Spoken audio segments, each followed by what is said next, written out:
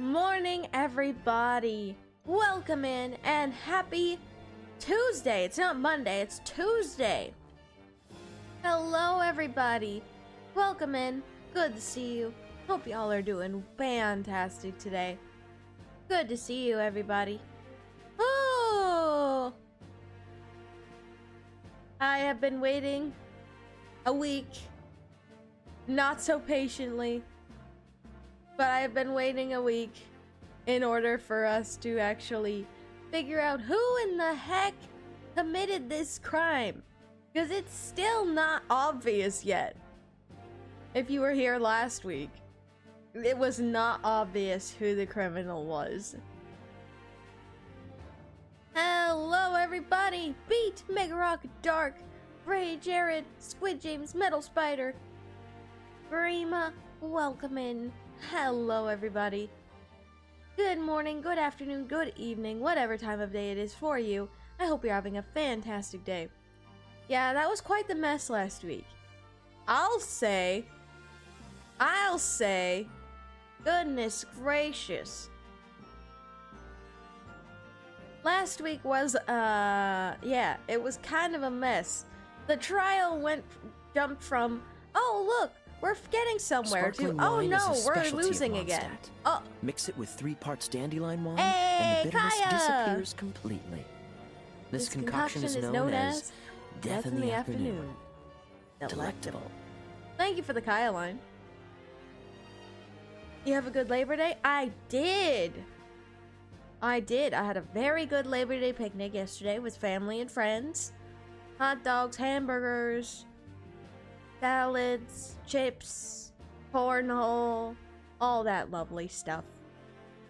All good things that you do on the Labor Day picnics.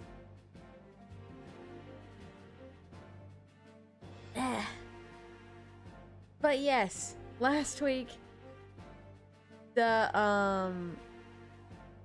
excuse me, what was I gonna say? The trial was all over the place. It was a mess. It was all over the place. Just have a double bacon burger and a fish burger. Ah, I see. Hope those are still tasty. Saw a new game recently. I'm thinking on getting it when it's out of early access. Oh, and what's that, Squid James? The most messy thing was probably Arya breaking down because of Van Zieks. Okay, this is getting old. I understand that, you know, haha, funny, Arya has another character that she simps over, that she likes. But still, it's like, okay, do we need to bring this up every single time? That wasn't entirely the main point of stream. I wasn't, you know, it's not like I was mentioning Van Zieks over and over and over again for the entire stream. If that was the case, that'd probably get old. It's called Fields of Mysteria. Oh yeah! It was what Reliable was playing last week when we raided her. I mean, Van Zieks looks cool, and Goofy too. I can agree with Arya. Goofy? I didn't think he was goofy. I thought he was like, Sir. Maybe we need to tone it down on the vampire vibes. He looks really cool. And definitely is on my list of characters that I simp for now. But it's still like, okay, dude, maybe we need to chill it back. I hope that he is more of an... I hope that it's more of an Edgeworth situation where he, like, really grows on you after a while, but I don't know. We'll just have to see. I don't know. He's a Von Karma ancestor from the looks of it, so I don't know. Von Zieks is, I literally cannot think of any other person that he could be an ancestor of. Von Karma. There's literally no one else. I don't think of anyone else. I mean, when you look at Von Zieks, he He's called Baron von Zeeks. Who, like, there's no one else that it could be. Panhead! Welcome in, good to see you. My weekend was great. Labor Day was awesome yesterday. How about you? How was your weekend? Hope it was well. Oh, excuse me. Plus, Von Karma's the only one that starts with a V, so fair enough. Side note, back to school for some of us. Now I'm just mentally prepping for class tomorrow. You got this, Megarock. You got this. Hey, Danny. Welcome in. Good to see you. Oh, goodness. Fine. Well, I hope that the rest of the week will be better for you, Panhead. Stats class? Ew. Ew. That sounds like so much fun. Yikes.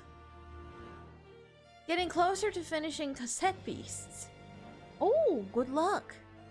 Did you see Edgeworth on Among Us? I did. I don't know what to think.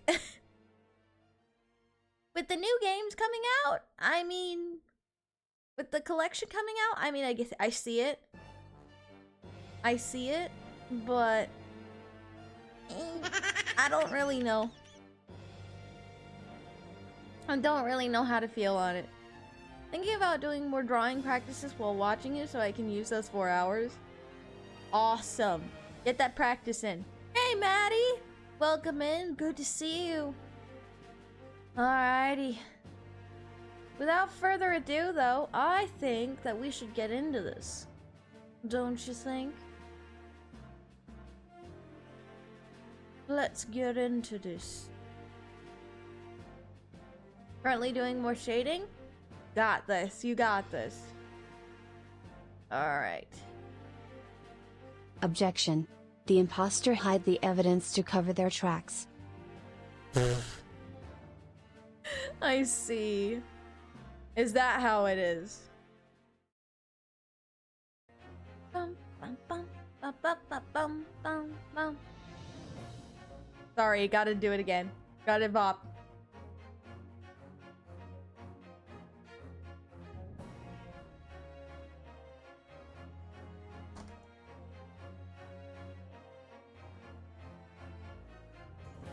Yep, and now we are in the Old Bailey in terms of backgrounds. All right, let's load our game. Hey, Presto Chango! Welcome in. Also, 10 days until September 13th, my birthday. Happy early birthday. Also, I think my hand is getting more used to holding the pen using my thumb and pointer finger, even though this is my 5th day. Well, practice makes perfect. The music is so good, though. Oh, absolutely. Absolutely. All right. Let's do this. Trial Part 3, The Old Bailey. Oh, here we go. Where did we end off the last time? Oh, right. We just got to this, witness testimony with these two again. They're refuting the accusation that Ryunosuke has put on them. Even though he didn't actually formally accuse them, Von Zeeks kind of made it official. So, thanks, buddy. Alright, let's get to this.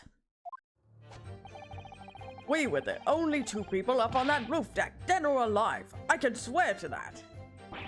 If anything had happened while we were sitting, don't you think one or the other of us would have noticed? In any case, neither of us know the first thing about the victim. We had no reason to kill the man. The skylight was shut the entire time, I tell you. We couldn't possibly have opened it. If you're so sure the victim fell through the skylight, where's your proof? Oh boy. We're already off to a very strong start here.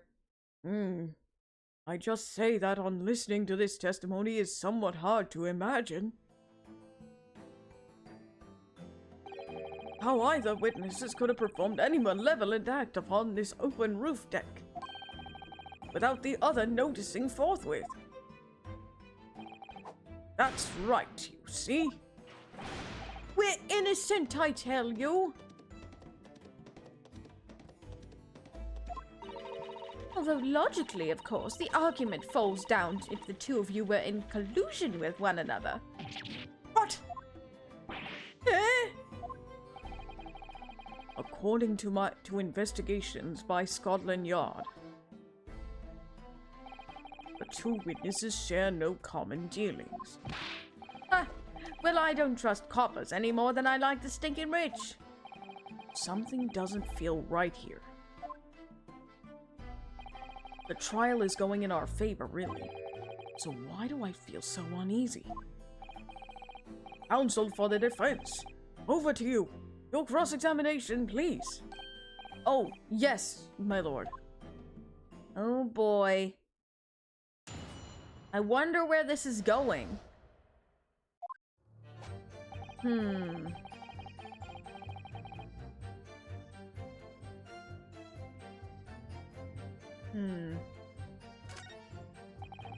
This is making my head hurt. Oh, fair enough.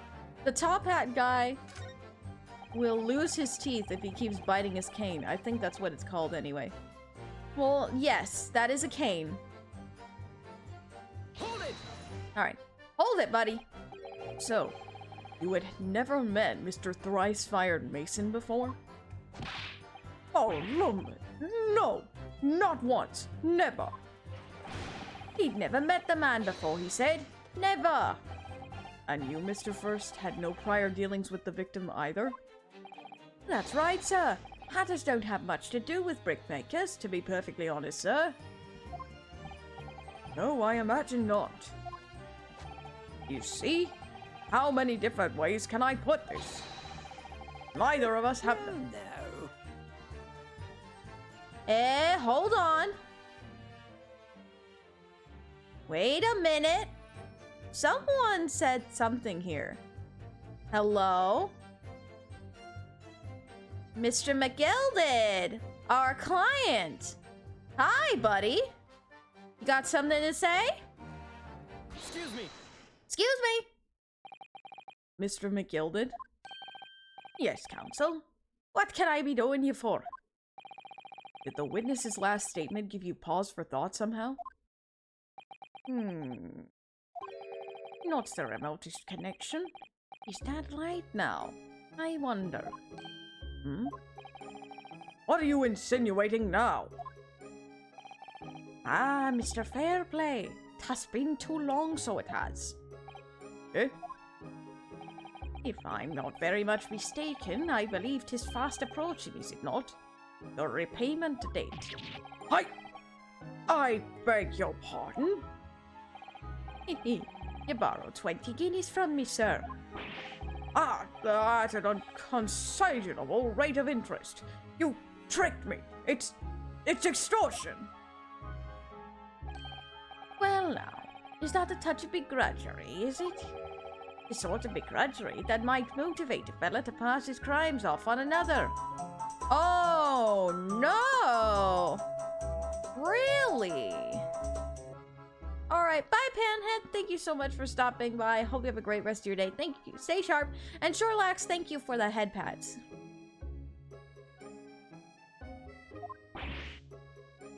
Huh? And young Mr. First. Me, sir? Well, what do you want with me, sir? You do be making hats for a living, do you not? That there top hat sliding about on your head. I'm thirsty. Is that one of your own creations, is it? Thank you for the hydrate.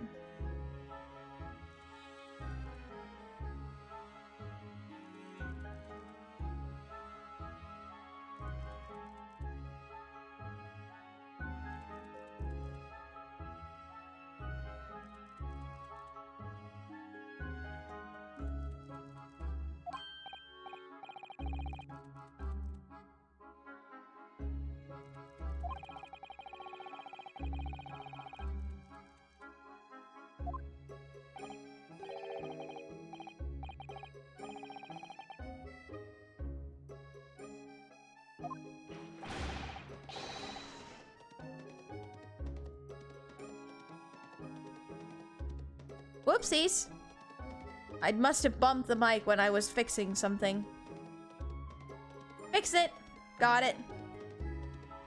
Many customers like it, I tell you. They like a distinctive touch. Customers, such as thrice-fired Mason.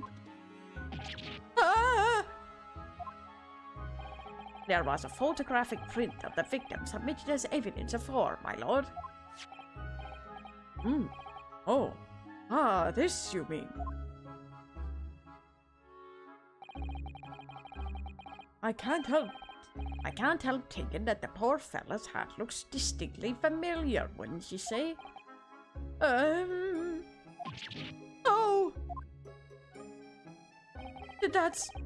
That's one of my hats. Aye, that it is. Toad would see Nibrick Maker was a customer of yours. Oh. The sort of customer, I'd wager, you could have had a wee quarrel with over the distinctiveness of the goods. No, sir. Absolutely not, sir. Well, there is really nothing more to add. It wouldn't be right to say that the two fellas here haven't the remotest connection to the victim, you see. I rest my case.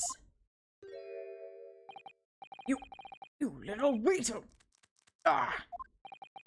He's better at this than I am. Gosh, Mr. McGilded certainly has been thorough in his research, hasn't he? Almost to the point where it's a little suspicious. Please, don't let me little interruption hold up the proceedings.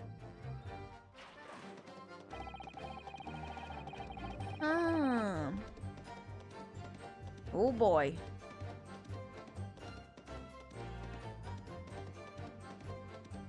Yeah, like he knows more than he's letting on. That's a little...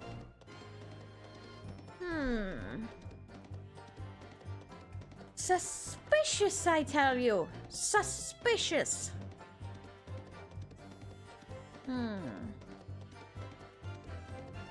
Calm down, Mr. Stompy. Our client kind of looks like the Mad Hatter. Maybe. Maybe he is the Mad Hatter. Hold it! Are you quite certain about that? That the skylight was shut the entire time? I'm going to lose my block with you in a minute. He's going to lose his rag with you in a minute. That's what he said. Take a look for yourself. Go on. You see? It's shut fast now, just like it was on that night. So it is, of course. A fella the size of Mr. Mason could likely break right through it still and all. What? Just looking at the size of the thing, you understand. Ah! Now you hold on there a minute, sir. The size of the thing means nothing. Not on its own. Let's consider the bigger picture here, shall we?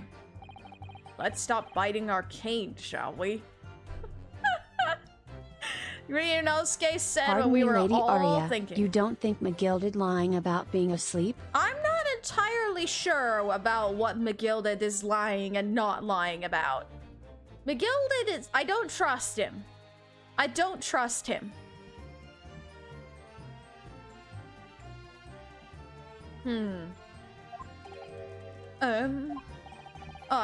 I was riding the omnibus on another occasion when, well, I broke wind. Loudly. I shocked myself with it as it happens. This is an unexpected confession, Mr. First. Hey, Mobius! Welcome in. Good to see you. Hey, Joshua as well. Welcome in.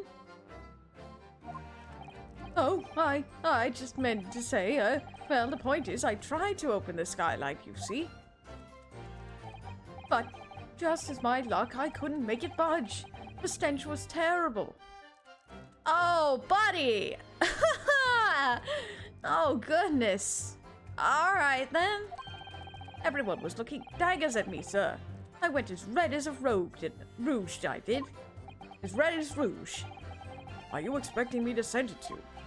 Oh, no, sir. The point is, the skylight can't be opened. I tried it. That ain't... Hold on. Oh, Gina, you have something to say, sweetheart? Something going on here? All right. Gina, have something to say? Did he make beans or something? Excuse me. Excuse me. Do you have something to say about that, Miss Lestrade?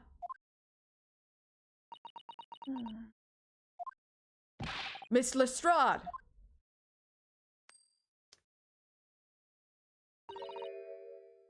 It opens. Huh? The skylight. That is what we're talking about, right?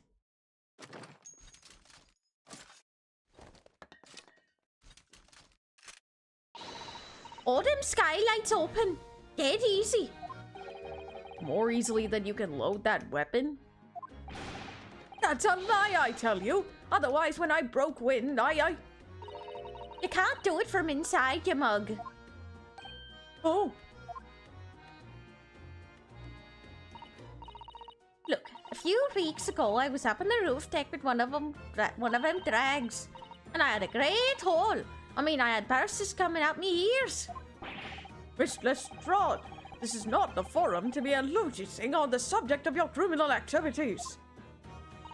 Well, anyway, I had a bit of a scare. When I lifted the last bloke's purse, he got wise to me. All four of them surrounded me, so I couldn't top off the bus and leg it.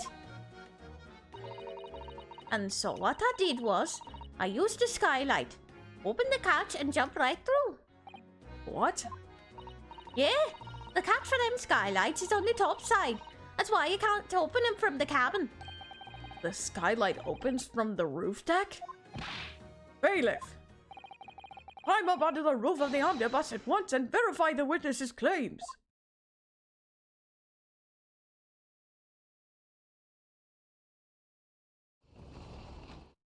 So it can! Ah! On my hat! See? So it can be opened. Order! Order! Order! Oh, it appears that this street girl's statement is quite true. I don't believe it. The skylight opens, and from the roof deck. Mr. Naruto, this could be the clue we've been looking for. Well, counsel for the defense, please continue with your cross-examination. Yes, my lord. So, skylight opens. Perhaps I should investigate for myself.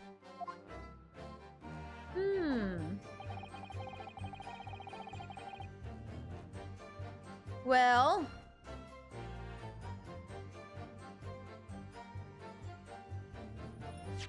we're not going to present anything, but let's examine the omnibus once again, up by the skylight.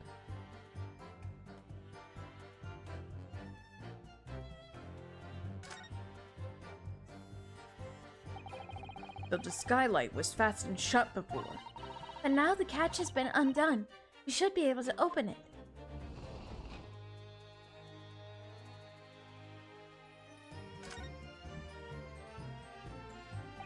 You can certainly see inside the carriage through this opening, that's for sure. Yes, and there's a lamp in the enclosed cabin. So I'm sure the witnesses would have been able to see quite clearly. That's not good for us.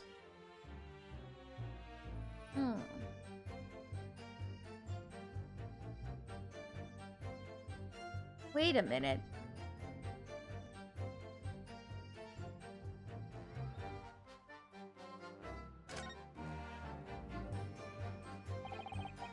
Let me see, hold on. Wait, hold on. Shinichi or Heiji's presence would have been helpful in this case, because it's still not clear who the criminal is.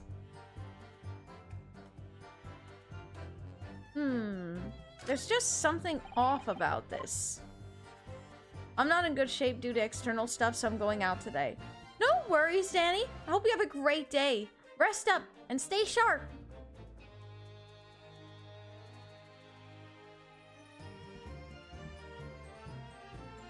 I'm going inside the carriage for a moment. Go inside here.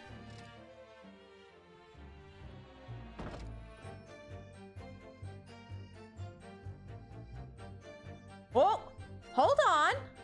What the heck? There's something here. Yes, it does open very wide, doesn't it?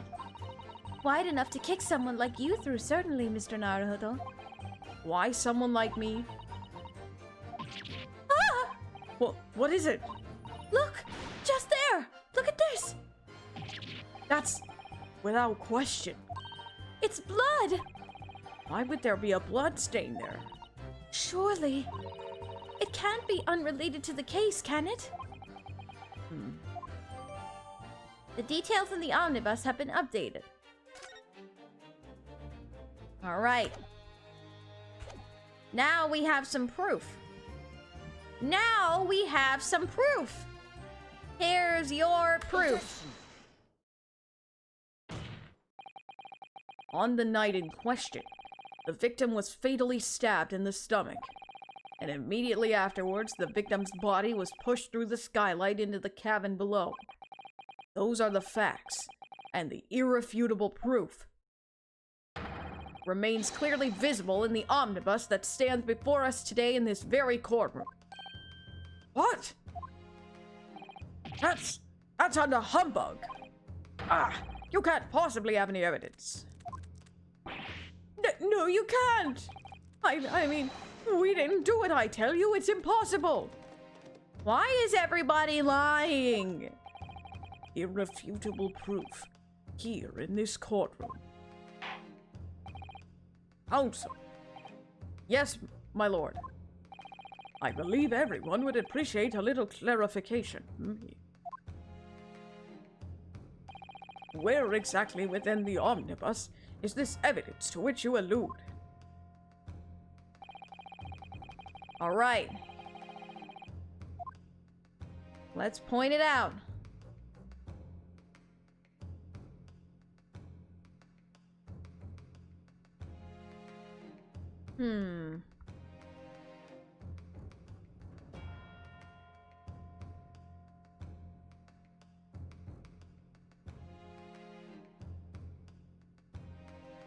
Ah, there it is. Got it. On this side. Yeah, hold on. I didn't mean to do that. I didn't mean to do that again.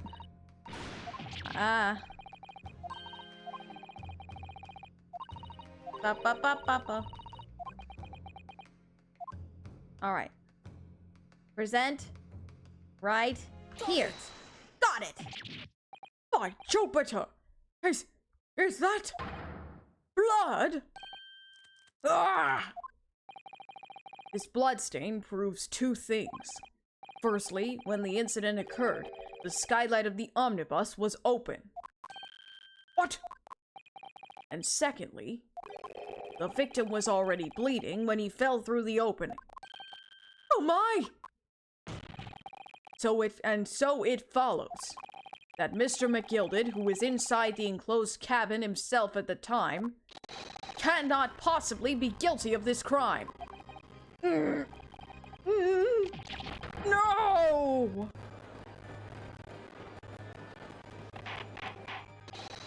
Order! Order! Order!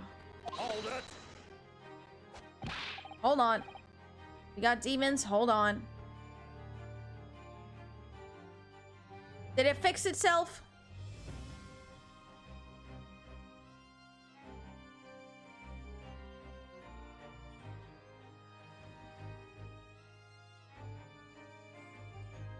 Yes? Okay. Thank goodness. But the blood could have sprayed up there when the fellow was stabbed inside the cabin. And only found its way onto that one particular spot on the skylight. Sure, and that would be very convenient. And let's keep in mind that the skylight can can only be unfastened from the roof deck. I myself wouldn't have been able to open it. Now would I? But, there's no way to know for certain, is there? If the gent really fell through the skylight, I mean. Why don't you have a good look at the floor of the cabin between the two seats, Mr. Faust? No worries, Squid James. Hope you get some good rest. Stay sharp. She's all too plain, if you see. There's the aftermath that shows the poor fella dropped from a fair height there, so it is. What? No! But it can't be! It's all lies! Hold it! My fellow jury members, I think we can all agree that this is clear proof of the defendant's innocence, can't we? I believe we can. Yes, sir. It's clear to me now where the filthy rubbish can be found in this courtroom. So, they thought they could pull the wool over my eyes, did they?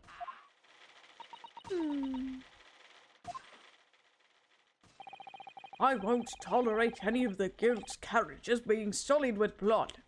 I won't tolerate it. Oh, I always knew that nice gentleman who gave us that delightful park could have never done such a thing. On three, then. Everyone. 1, 2, 3. Objection!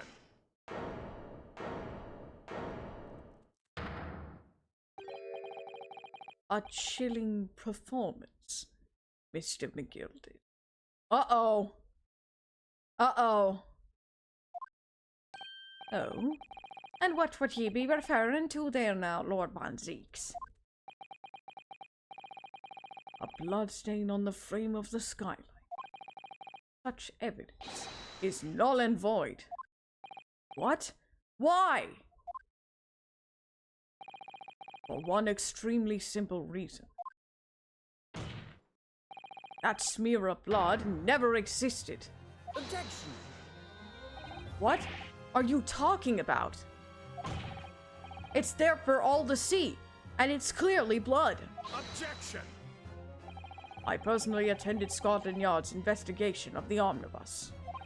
The officers involved went over the carriage with a fine-tooth comb. So I can state with absolute certainty. No such smear of blood existed in the carriage.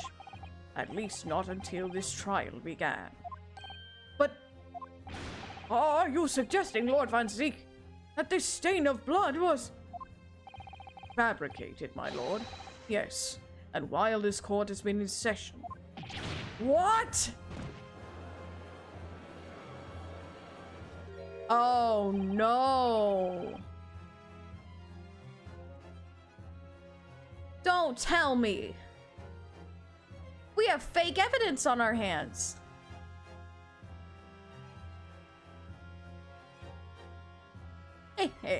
What a palaver. I must say I didn't expect such crude reasoning from a prosecutor of your standings, Lord Van Zeeks. But I'm Magnus McGilded, a fella known all over the capital for his fine contributions to public life. I don't take kindly to slander, and I'll fight to the bitter end. Even if it's rolling off the tongue of the Reaper and of the Bailey. Mr. McGilded, I realize that this is your first appearance in court as an accused. However, I am well aware of your involvement behind the scenes in a great many affairs of dubious nature. You are very adept when it comes to avoiding getting your own hands dirty. And each time it happens that a case you're involved in is investigated, you adapt the facts. Oh, don't tell me. We've been dealing with a crook this whole time, haven't we? Adapt the facts? What does that even mean? When you wield a fortune the size of Mr. McGilded's, however ill-gotten it may be, nothing is impossible. Tampering with evidence, manipulating the scene of a crime, bribing witnesses. I toast your ability to concoct the most convenient of stories, sir. Tut, Lord Van Zix. This will not do. To be sure. Will it now, Council? Huh? Well, oh, no. I think it's fair to say this does all sound like a rather far-fetched excuse by a desperate man. The blood on the skylight didn't exist, you see. But if you will all cast your minds back, is it not true that the omnibus that there have been in the court has been in the courtroom this entire time? How could anyone possibly put a smear of blood in it without the word and his wife seeing? Isn't that right now, Council? It's true. The omnibus has been in full view the entire time that the court has been in session. My learned friend. Here's to hearing your opinion on this matter, in your own words.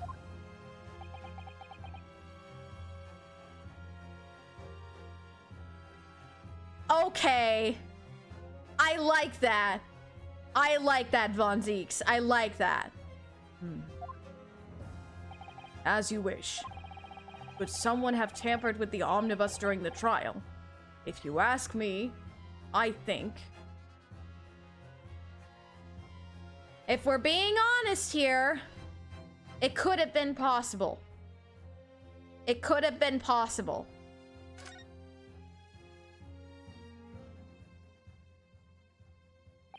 As a defense lawyer, it's my job to advocate for the defendant as best I can. But still, I feel as though there's something even more important at stake here. There is no evidence to suggest that the defendant did as my learned friend suggests.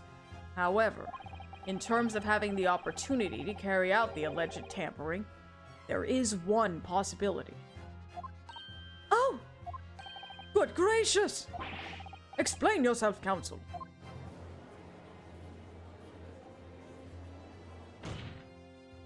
Yes, there is.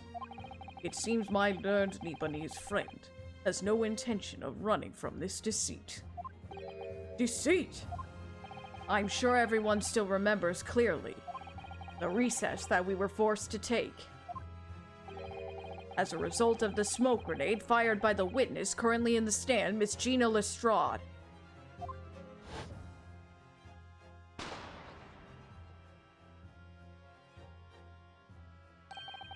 What is going on?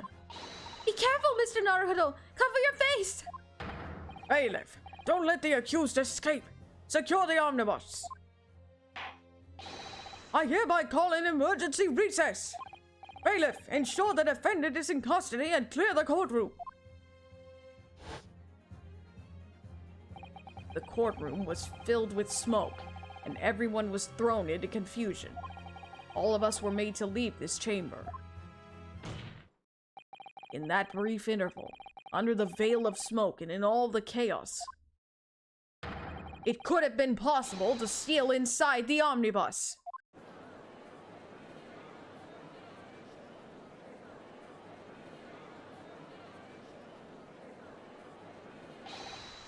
Are you wise? What are you trying to pull, you rotten feckless gouger? Feckless gouger? You're supposed to be defending me! 'Tis a wicked plot! 'Tis a plot to undermine me, so it is! Objection! Whatever you think it is, it changes nothing. The facts are the same. After this courtroom was evacuated earlier as a result of the smoke grenade, a number of inconsistencies materialized in relation to the omnibus. Inconsistencies? Such as? To start with, the storage compartment underneath the rear passenger seat. Right, it was empty! When the police investigated the omnibus, this compartment was full of the driver's items. Secondly, we have the smear of blood on the edge of the skylight. As I have said, that was not present at the start of the trial this morning. Unfortunately, Lord Van Zieks, no one is able to corroborate your claims. That's true. When the omnibus was first wheeled out, both the storage compartment and the skylight were shut. Accordingly, I'm afraid to say we cannot establish with any certainty if this evidence is the result of tampering or not. Indeed, my lord. No doubt there was not a single person who saw fit to verify such things. What do you think? Sorry? About the omnibus. Is there anything else unusual about the omnibus?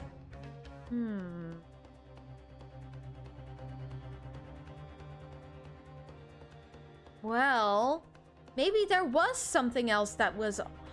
Wait! There was!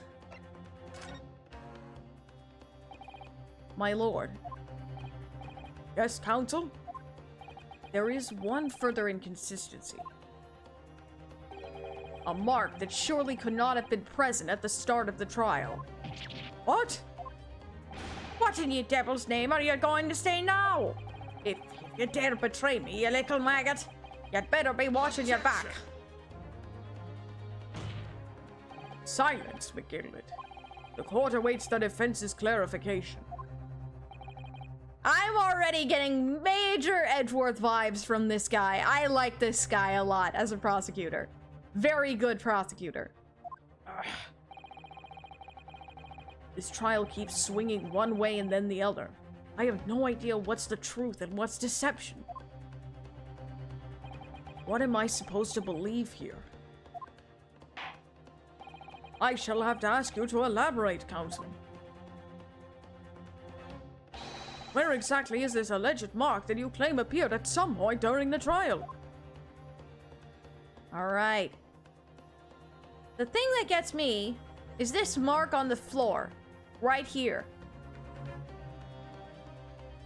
This mark. Right here. If we consider that the victim fell through the skylight onto the floor of the cabin, you would certainly expect to find signs of blood where he landed. But as far as I recall, this blood stain on the cabin floor was not there when the omnibus was first brought into the courtroom. Mm-hmm. Good lord! Yes, I do believe you're correct, counsel. Well said. Okay, I like this guy a lot. Although, as advocate for the defense, one might say that was a very careless slip of the tongue. Not slip of the tongue. This was intentional. I believe that bloodstain on the floor is a decisive piece of evidence. But if the question is whether that evidence is genuine, or whether it was unlawfully fabricated by someone, I feel compelled to admit that there's at least a possibility that the evidence is fake. Ryunosuke, let's go! This boy is smart. He's smart and he's lawful good. This boy is lawful good. Through and through.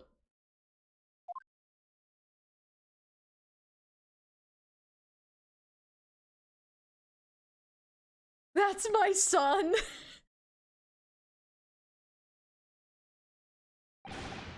Ow! This trial is over. Mr. McGilded? I've done everything I possibly can to cooperate with the court, but it's all over now. But you're the defendant! It's over, I tell ye! Memory, recollection, what people think they saw. 'Tis all nonsense. Facts are what counts, and the fact is that bloodstain is there. Now! Well... And over the course of this desperate trial, long and extremely drawn out as it's been, a good-for-nothing reaper at the Bailey has failed to present any decisive evidence at all. I'm scandalized, so I am. I'd thought better of Lord Van Zeeks. Well, my lord. I must concur with the defendant. The unaffirmed recollections of an individual cannot stand as evidence.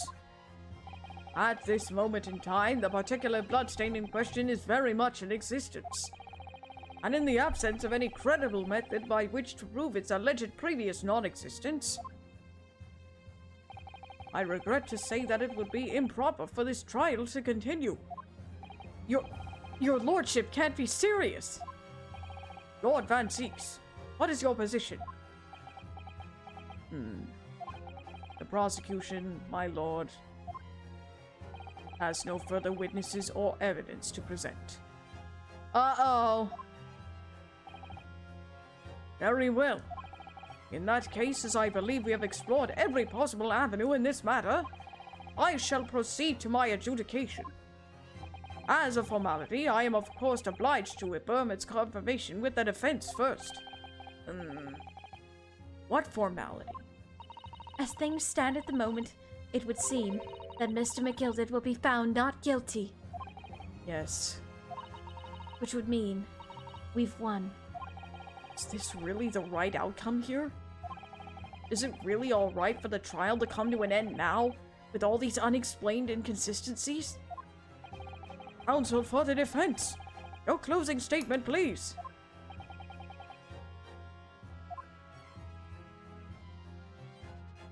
Yes, my lord. The defense believes...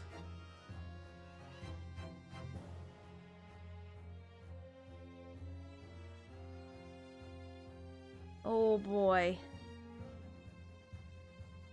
The defendant could be guilty! He could be guilty! There's a hidden truth in this case, but it's trapped in a web of lies, and it's our job to burn those webs down. I know. The defendant could be guilty. I am here in this courtroom today to advocate the defense of my client, Mr. McGilded. However, at this moment in time, I cannot in all good conscienceness attest fully to the defendant's innocence. What are you saying, man? Without any question, there is no conclusive evidence to prove the defendant is guilty. However, there is also no conclusive evidence to prove that he is innocent. Good. Good gracious me! Order! Order! Order!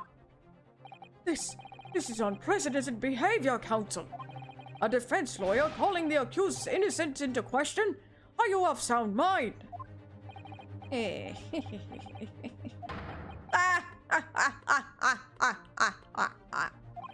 Oh, 'twas a grand decision to appoint you as my lawyer, so it was. A grand decision. What? I must say, I didn't expect quite such an exciting spectacle at the end there. But still. Here, have this for your troubles. Your job here is done, fella. And some fine work you've done, so you have. What do you mean? 'Tis just as a right honourable gentleman so sufficiently put it afore. The trial can't go on any more. And your closing statement there was, how did he put it now? Nothing more than a formality.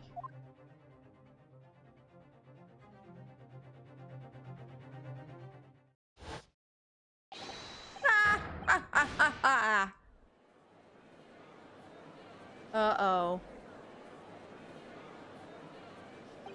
Oh, I really don't know what to make of all this.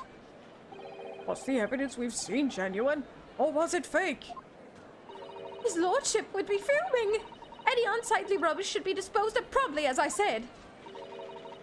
The stinking rich are always guilty of something. Mark my words! I feel terribly ashamed that I ever doubted that lovely man who gave us the lovely park. Now that proceedings have unfolded in this way, I am compelled to declare a premature end to this trial. Furthermore, the court must accept the defendant's plea.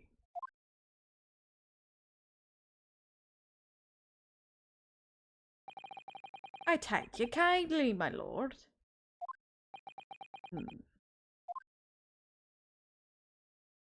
I hereby pronounce the verdict of this court. Objection. But we still haven't determined if the bloodstain in the omnibus is genuine or not. We don't know if these witnesses are telling the truth or a pack of lies. We have no idea about the truth.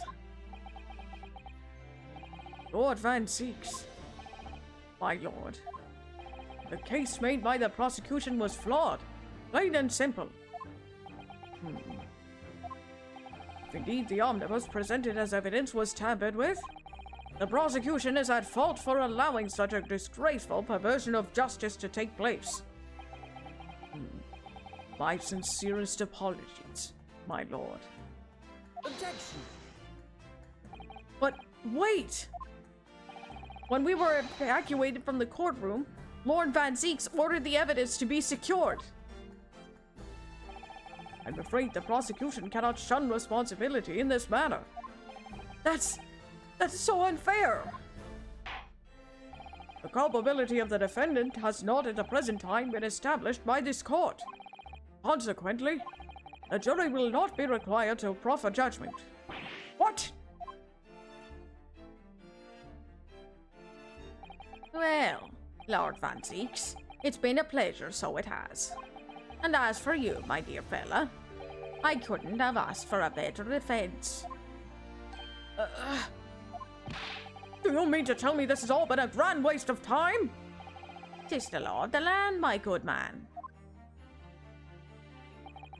If you'd like to pursue this matter further, you can always go ahead and try to change the law. Magnus McGilded.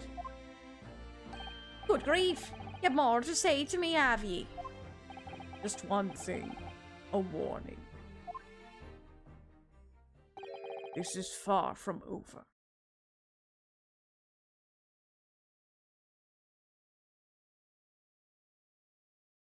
This guy. This guy. He has a vendetta.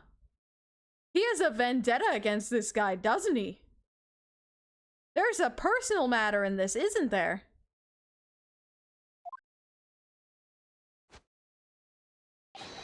Well, something to be looking forward to then.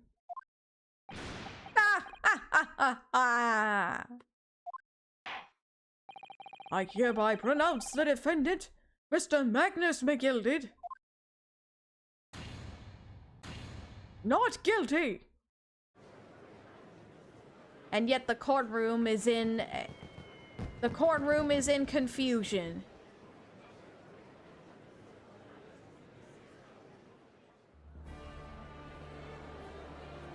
The entire courtroom is in an uproar. I can't believe it. This is an outrage. They should have examined the evidence more. What are you talking about? The man's been cleared. He's innocent.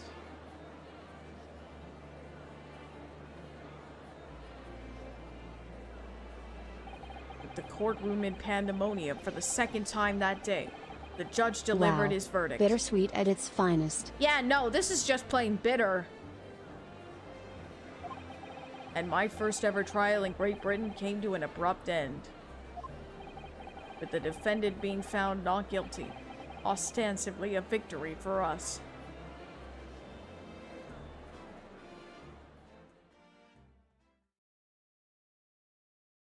Yeah, there's a bitter taste in my mouth, too.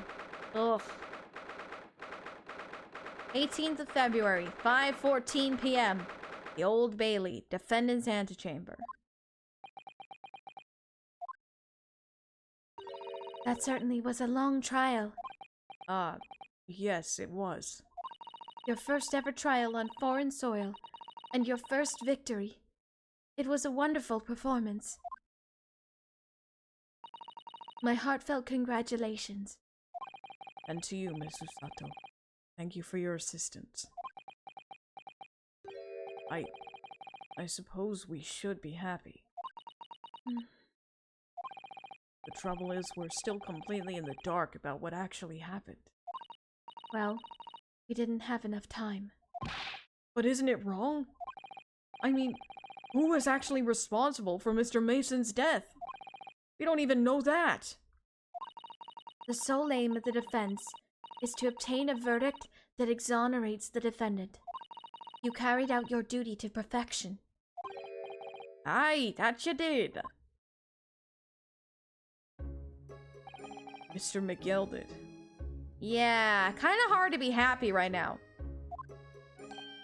Ah, and that girl is with him too. Well, it seems the stories are true. Oh? What stories? About the 6 enormous fireworks they do be letting off when there's a verdict of not guilty. I'm sure you must have seen them now. Spectacular, wouldn't you say? Yeah, definitely. I'd heard it was a sight to behold, and to be sure it was. And you've got you to thank, I suppose, for having an opportunity to see it. Oh, I don't know about that. I'm not sure I really did anything. What on earth are you saying, fella? How did I walk out of there a free man, then? I don't think it was so much thanks to me as down to your planning. You're a straight-talking fella, aren't you? I must say, you had me astray in the head there once or twice. But you're young and headstrong. Teach water under the bridge. Congratulations, Mr. McGilded, on having your name cleared. Hey, Vandigal, welcome in. Good to see you. But nothing's resolved. There's only one thing that matters to me. Oh? Aye. They've all seen that I didn't do that odious and abstinent deed. 'Tis grand, is it not? Right. I suppose it is. Now, the fine fellas of Scotland Yard can take matters in hand and sort out any wee details. Well, you win, I guess, whatever. Yeah, I know, right? They'll see it for what it is. They'll get to the truth. I've absolute faith in them, so I have. After all, I do be providing a good number of their wages with the taxes I pay. Okay, really?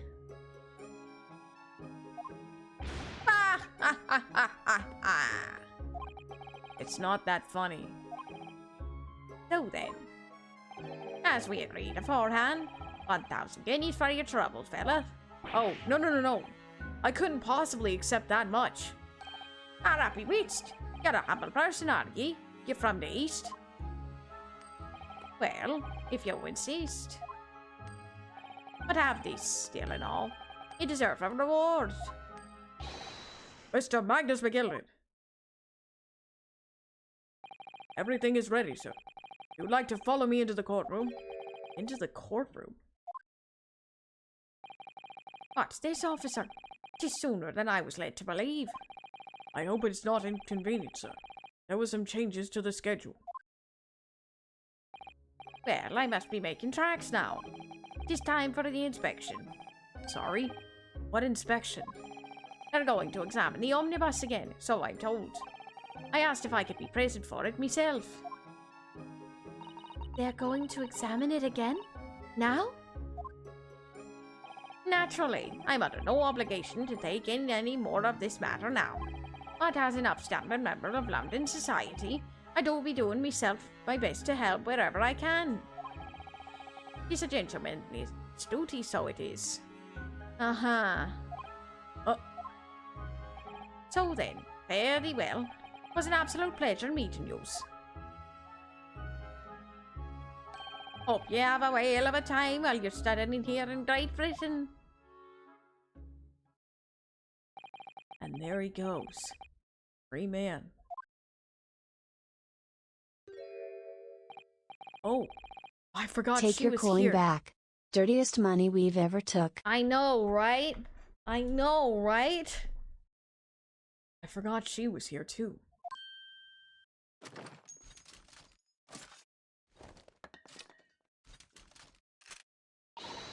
Don't move! Well, whereas I want to say get a move on, it really does take forever to load that thing. Miss Lestrade, would you mind putting that thing down?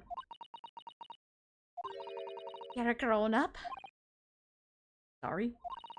and I hate old grown-ups.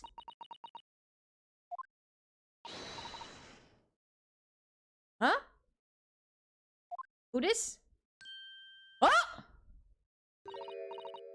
Naughty, naughty! Running off like that? Who are you?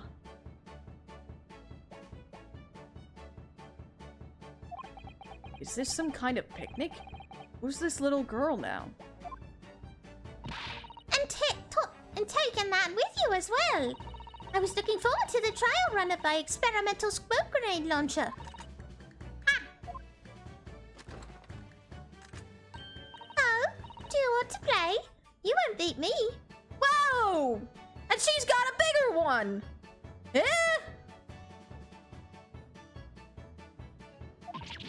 Ah. Excuse me, but who are you? Oh, good day to you. I'm, well, the inventor, I suppose, of that machine. The inventor? Well, normally smoke grenades are so dull, don't you agree? White, white, and more white. If you have to be shrouded in smoke, it could at least be a pretty color, I thought to myself. Do you have to be shrouded in smoke, though? At all? I just took my eyes off of it for a moment whilst I was changing into a different omnibus, and she pinched it. Luckily, I fitted it with a telegraphic beacon. A what's it now? I have no idea what this girl is talking about. Anyway, you're coming with me now. Back to my laboratory. What? What for? To apologize, of course, silly. To my technician. What? You mean, say sorry? You must say sorry when you've done something wrong. Surely an adult has told you that before. An adult? I don't listen to no adults. Come along then. Follow me. Fine. Have it your way. Oh, good. You see, I knew you'd want to do the right thing in the end. I'm fairly sure that's what she wants, is not to get shot by that massive gun of yours.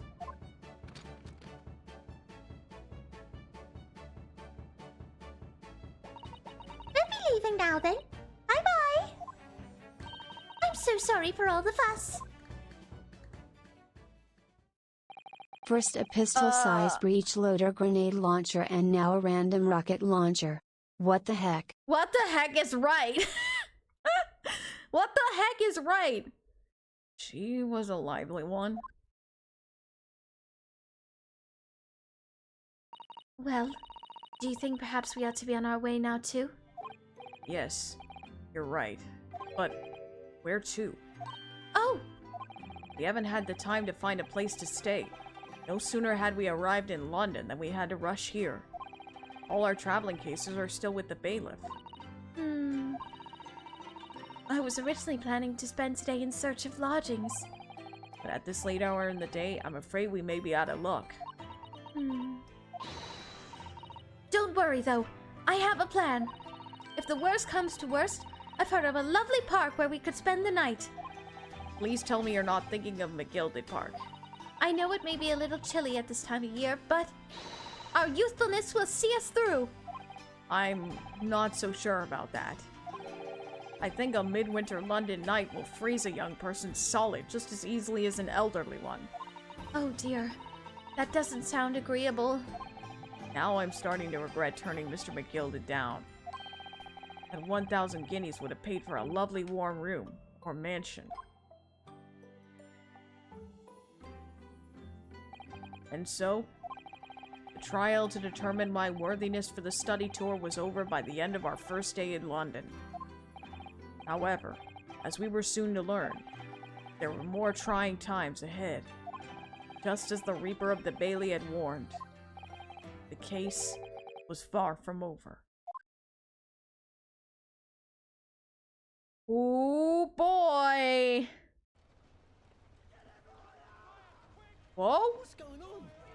Get the fire brigade! Water! Bring water! Oh my gosh! What the? How did did this happen? I don't know, sir. By the time I got here, it was already engulfed. No one was supposed to be allowed in here before we started investigating.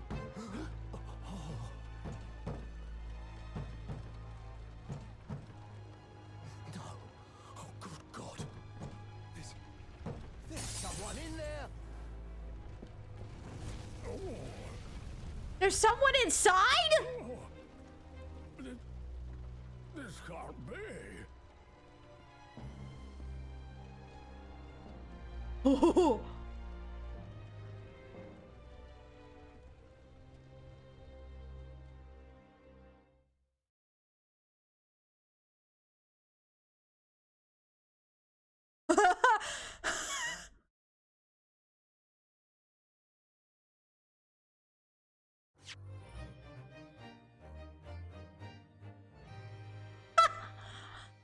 Well, all right then. That was quite intense. Wow. And we're only an hour in. Alrighty. Okay. Good place for a break. Alrighty. I'm going to take my break real quick, everybody. Don't go anywhere. I will return shortly in just a couple of minutes, and we will start episode 4, The Adventure of the Clouded Kokoro. Oh boy. Alrighty. I will be right back, everybody. BRB!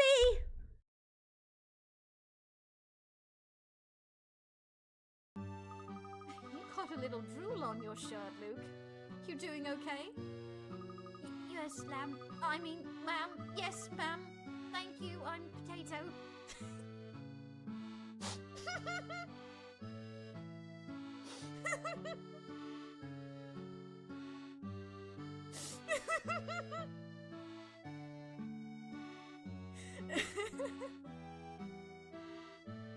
Oh my gosh, please. Wow.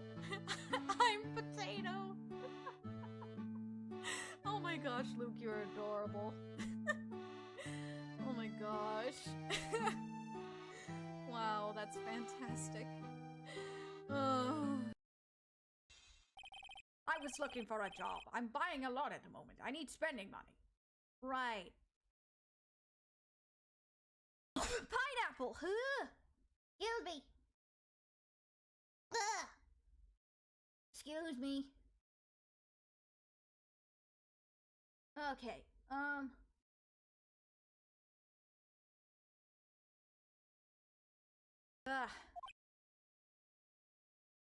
Yes, pineapple. Well, the night dawn's on the castle's door. Yes, We mustn't waste any time. Hurry, hurry. I tip my hat to you. But what if I want to waste time, though, Merlin? Merlin, I want to hang out with you. I want to waste time. Come on. Who's calling me a liar? Is that what you're doing? Ruh-roh. Ruh-roh? Ruh-roh? Really, Your Honor? Really? I'm not surprised, Panhead. Unarmed? Hardly. These are deadly weapons. Huh. What'll it take to make you go all out? Why am I not surprising? Wow. Surprised that Eisen asked him that. Wow. That was terrible. Don't do that, folks. All right, let's see. Okay. Well, it's nice that we've tracked down Inominat, but now what's the plan? Yeah, considering that giant thing in the I sky. don't think even Griffin could get us up there.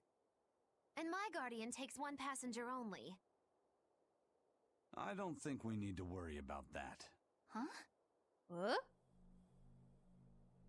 Well, looky there. A teleportation art. Looks like we are expected. For you know me not to fool you. They need me. and I not wasn't to expecting that at which the same means they time. want to settle this once and for all, too. Sounds good. Gold Blaster Blaze, thank you for the head pat. Oh boy. Oh my goodness, Stampa! Thank you again for another headband. Holy cow. Wow. Back to farming. Yes, back to farming.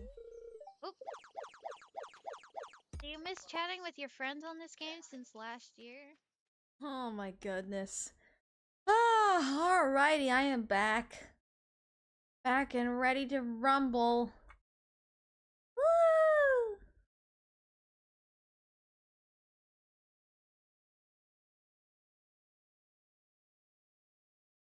Ah, let's get through this. We've got another investigation to begin here. Woo! So the omnibus was on fire and somebody was in where? Yeah. How's that gonna work, huh? Since the GAA streams are 4 hours now, we can spend the last 3 hours making progress in the new episode. Exactly. Yes, we can. Alright, let's continue. Side note, I'm still miffed that McGilded got away. Secrets are still being hidden. Oh, and yeah. you know what they say. Silk faces, hide sinister secrets. Oh, yes, absolutely. Agreed. Alright, episode 4. The Adventure of the Clouded Kokoro. Let's do this.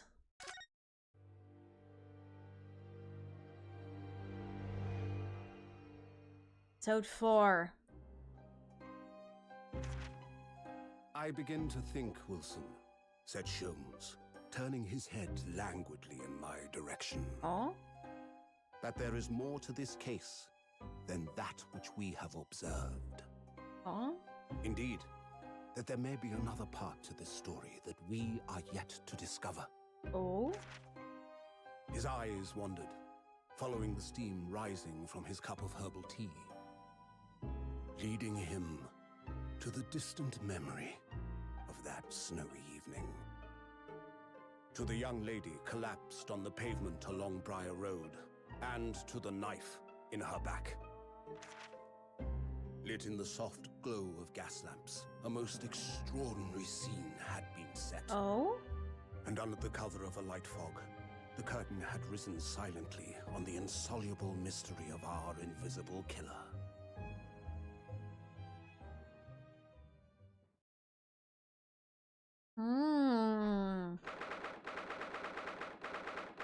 The 19th of February, 9:47 a.m. British Supreme Court, Lord Chief Justice's office. Well, we'd better go report our findings to him. Did you sleep last night, Mr. Naruhodo? No, not at all. It was an enormous hotel, wasn't it? The rooms were so luxurious, I felt like we were staying in a palace. And with all the gas lights twinkling, it was brighter than day even in the middle of the night. What about the enormous beds? After my time on the SS Buria, I wasn't going to waste a single inch of that space. I spent the entire night rolling from one side of the mattress to the other. Oh yes, it really was the sort of night you can only dream of normally. Except when I learned that we owned £3 for the rooms, that dream quickly turned into a nightmare. Oops. Sorry about that. The building was so impressive and the entrance so inviting, I just wandered in without thinking. In a lodging house in Japan, that sum of money would put a roof over your head for a whole year. I did try, but I'm afraid I couldn't help my tears when we were presented with the bill. Ugh. I really am sorry. Well, never mind. We must find some more affordable lodgings straight away, though. If we're not careful, our entire stipend will be used up in 10 days or less. Ugh. London is a scary place. Ah, good morning to you at this early hour. Hi! Oh, yes, well... Good morning to you, Lord Chief Justice. We've come to report on the outcome of the trial at the Old Bailey yesterday. Susato-san is amazing. She doesn't bat an eyelid, even in the presence of the imposing Lord Strongheart. Good old Strongheart again. Yes, I believe you had a very comprehensive initiation into British courtroom practices. Oh, yes, it was very eye-opening. Thank you. And in accordance with your instructions, Lord Strongheart, Mr. Naruto performed his duty to the end. Yes, I've already been apprised of the events. You have conducted a remarkable defense. You may consider the test passed. Oh, No longer are you a student from the Empire of Japan. You may henceforth claim to be a fully fledged lawyer. I love how those birds in the background just fly past every time he opens his arms like that. Like they're props, ready for him. My country is delighted to welcome young talent from such a remote eastern land. Thank you very much. So, I'm a lawyer now. Now, in view of your new appointment, I have a fresh case in mind for you. I'd like you to take it on at once. I trust that won't be a problem. Another case? Already? Nothing trains a lawyer better than practical experience. I'm sure. I don't sense dissatisfaction, do I? It's just that yesterday's trial ended unusually. I haven't quite come to terms with it. What's to come to terms with? The man was cleared. What more were you hoping for?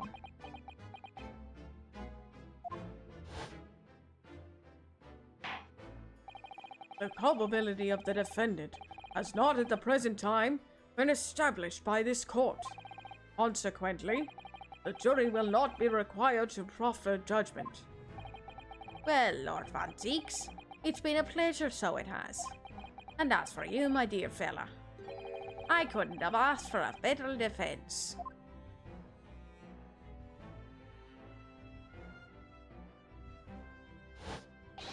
Ah, ha, ha, ha, ha, ha.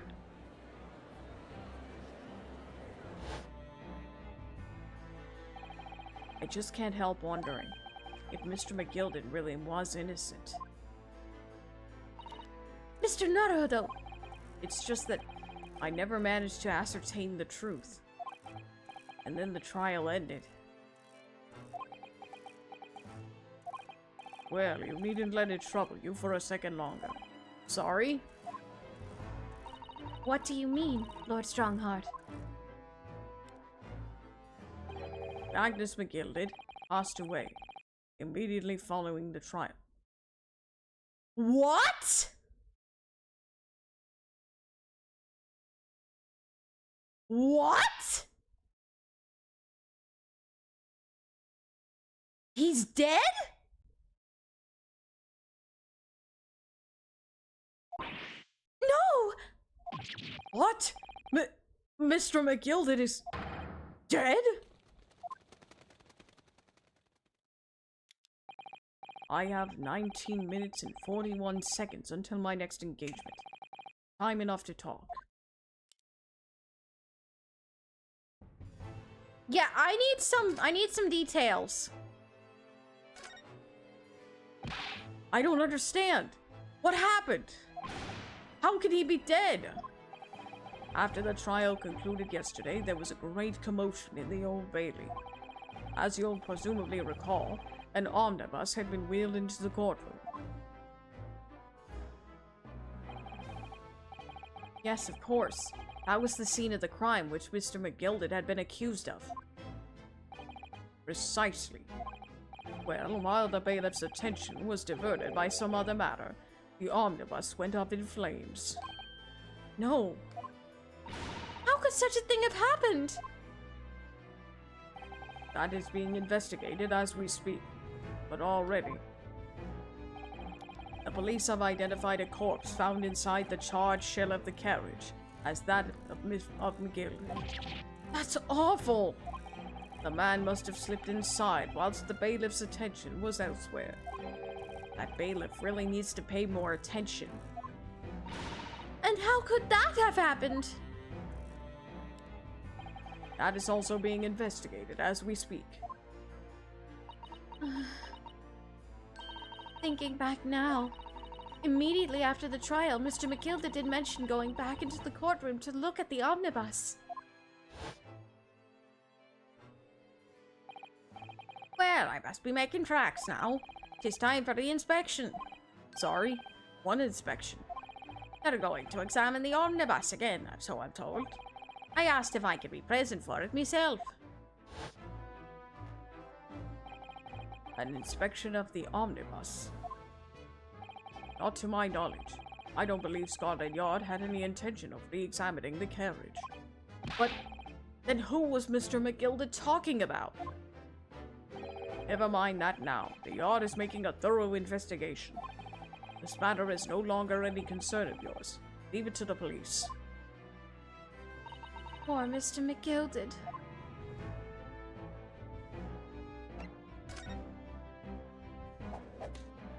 So, how do you find your first taste of our country's Supreme Court? Well, I don't know. I mean, it was... wow! Mr. Naruhodo means that the whole experience was steeped in the solemnity of Great Britain's long history. It's really a world apart from our own judicial system in Japan, which is only a few short decades old. Wow. Sato-san is such a way with words. And you seem to have a way of failing to find the right ones. The judicial system here is the most advanced in the world. Learn all you can. The most advanced in the world, is it? It was fortunate that your very first trial was a simple affair. Simple? That was simple? All I believe I mentioned yesterday, as I believe I mentioned yesterday morning, it was a trial you couldn't lose.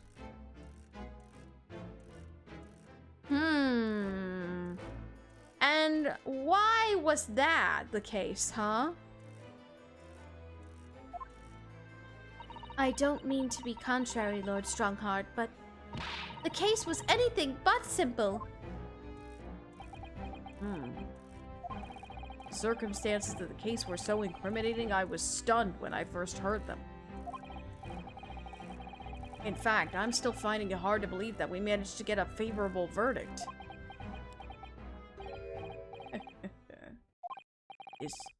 Is something funny? No, my apology. However, the fact is that you did receive the not guilty verdict you set out to achieve. And that can only be attributed to exceptional talent. Wouldn't you agree? Well, I don't know about that.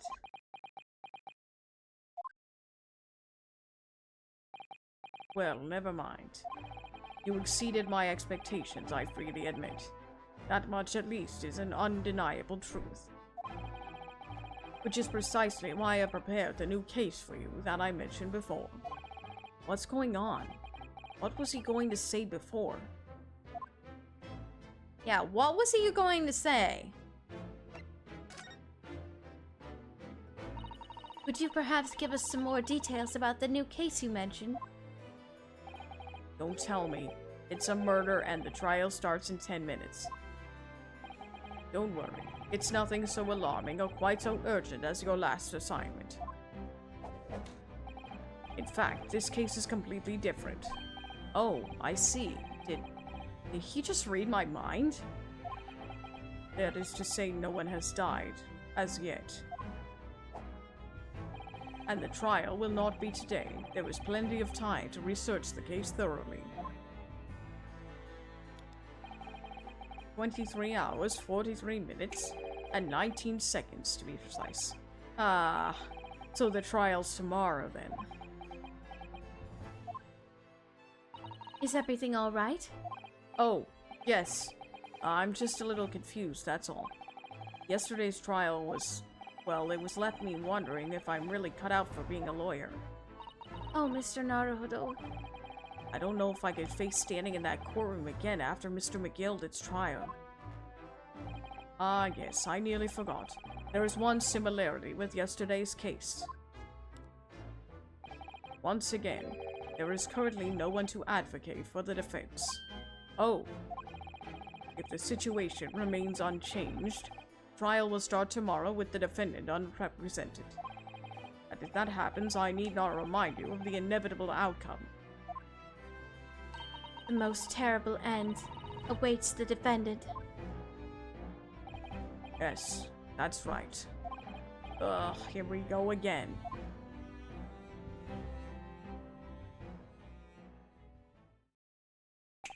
Your time is up. You will have to excuse me. I would advise you to begin making preparations for tomorrow's trial. After all, the clock is ever ticking. There is now but 23 hours, 26 minutes, and 39 seconds until the court sits. Last time he mentioned the 23 hours, he said there was plenty of time. And one more thing. Mr. Naruto, there is something I should like to ask you. Oh, what's that? Yesterday, you remarked upon something. That you intend to see through the will of your late compatriot, Mr. Asogi.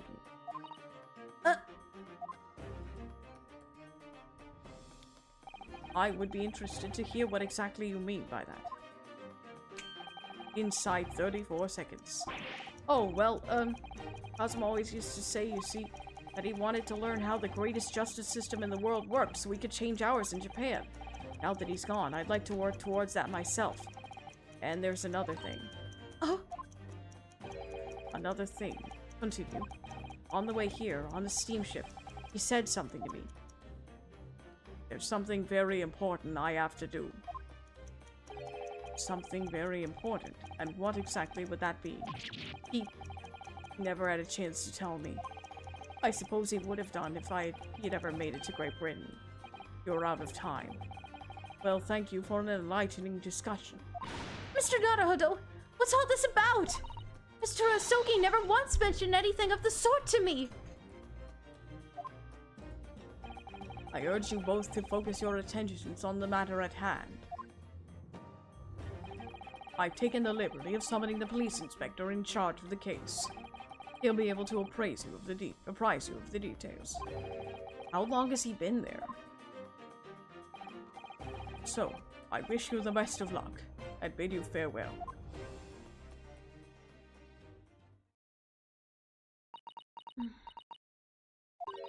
There's something very important that I have to do. Kazuma-sama, what did you mean? I wish I knew. Honestly, he never told me. Anyway, we'd better talk to the detective, don't you think? Yes, you're right. Hope I'm just imagining it. I wouldn't say he looks pleased to see us at all.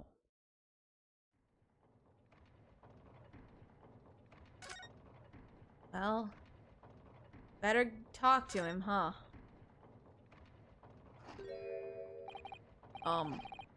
Did we trouble you?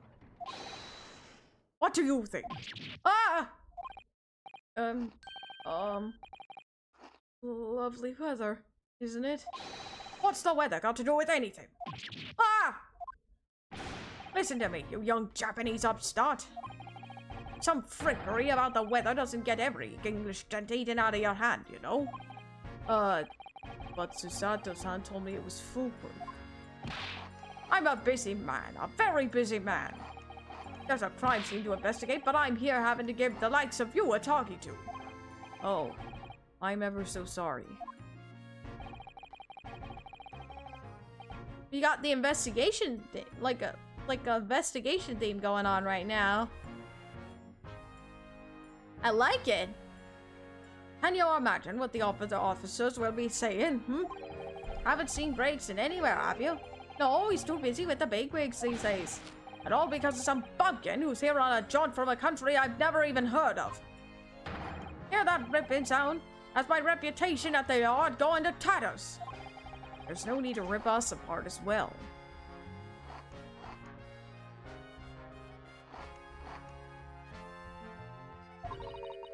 I don't believe we've been introduced. This is me, Mr. Ryunosuke Naruhodo, a defense lawyer. It's a pleasure to make your acquaintance. I'm Mr. Naruhodo's judicial assistant. It's lovely weather we're having today, isn't it?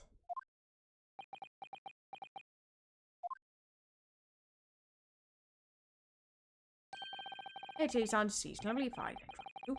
London's winters don't see a lot of sunshine. Unbelievable! How did she pull that off? So, Longstraught has asked me to fill you in on the case. The name's Tobias Gregson. Inspector Gregson to you. I'm from the Scotland Yard. Gregson?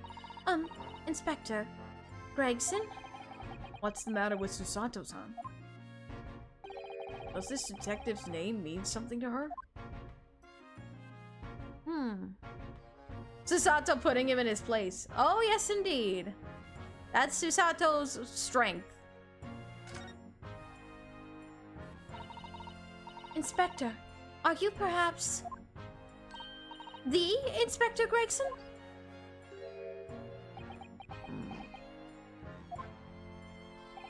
You're acting like you know this man, Miss Susato, but he's a London detective. Oh, I do know him. Very well, in fact. Very well. Yes, he features prominently in the adventures of Herlock Sholmes. Oh, in that publication. What's it called again? Branched Magazine? That's right!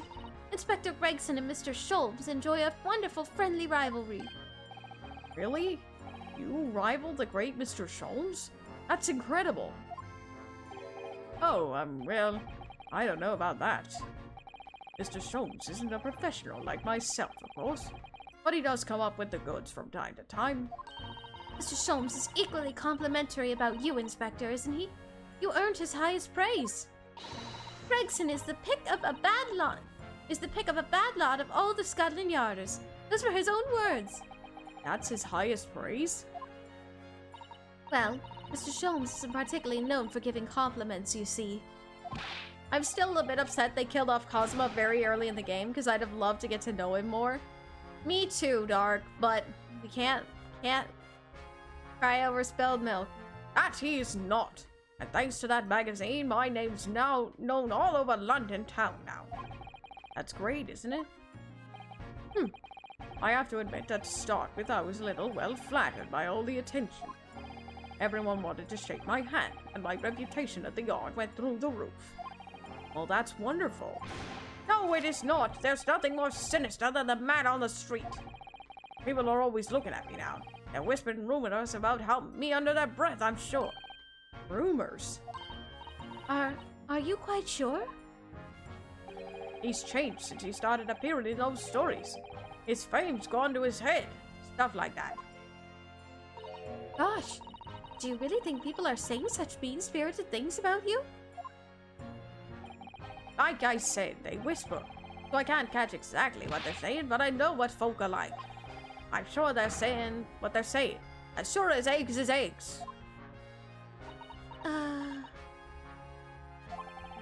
I get the feeling this detective could be very hard work. Oh dear. Perhaps the sudden rise to fame does change people. Alright, now let's learn about the case. About the case that Lord Chief Justice mentioned before. Nothing to tell, really. As far as we're concerned at the yard, it couldn't be simpler. Oh dear. That probably means that as far as we're concerned as lawyers, it couldn't be more complicated. I wish you were wrong about that, but I have a nasty feeling you're right.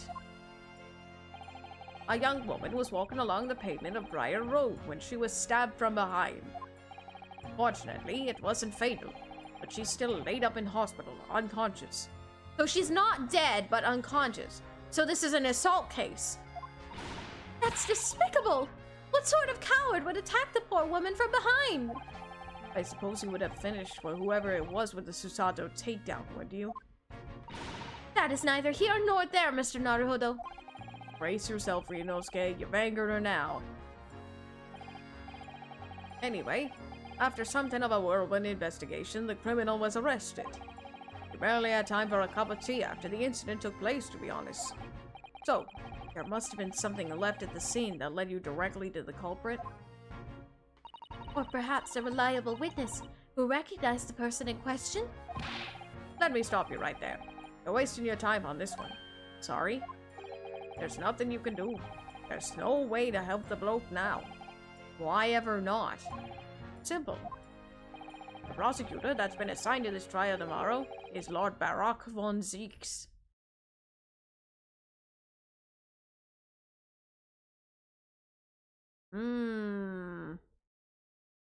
Well, not like we haven't fought him already, so I think we're okay.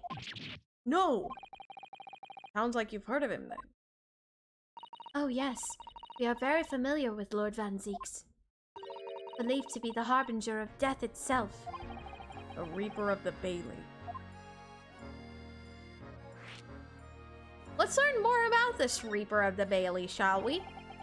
Lord Barock von Zeeks, who we faced in court only yesterday. Mr. McGilded told us about him before the trial, didn't he? When von Zeeks stands for the prosecution, they call the accused his sacrificial lambs. And in every single trial in which he's been the prosecutor, the accused has been damned. Our Reaper of the Bailey nickname. I suppose he's earned that because every defendant he advocates against is found guilty. That it? Well, if that's the case, we should inform you, Inspector, that in yesterday's trial against Lord Van Zeeks, Mr. Naruhodo secured a verdict of not guilty. Ah, and what of it? Oh, well, I think that means that even against the Reaper of the Bailey, it's not impossible to save the defendant. No, you really don't have a clue, do you? What do you mean? What happened to that bloke in the end, eh? He's dead. You don't think that Von Zeeks actually had something to do with his death, do you? Ah. Agnes McGilded came across her on that omnibus when it went up in flames. So you can't rightly say you saved the defendant, can you? What are you saying? Look, if Van Zeeks could get the dirt to stick on everyone, he'd be a miracle worker. But that's not how it goes. He doesn't work miracles, he works magic. Black magic. Magic? In this age of science? No way. No way. I'd have a good long think about that if I were you. Are we really supposed to believe that?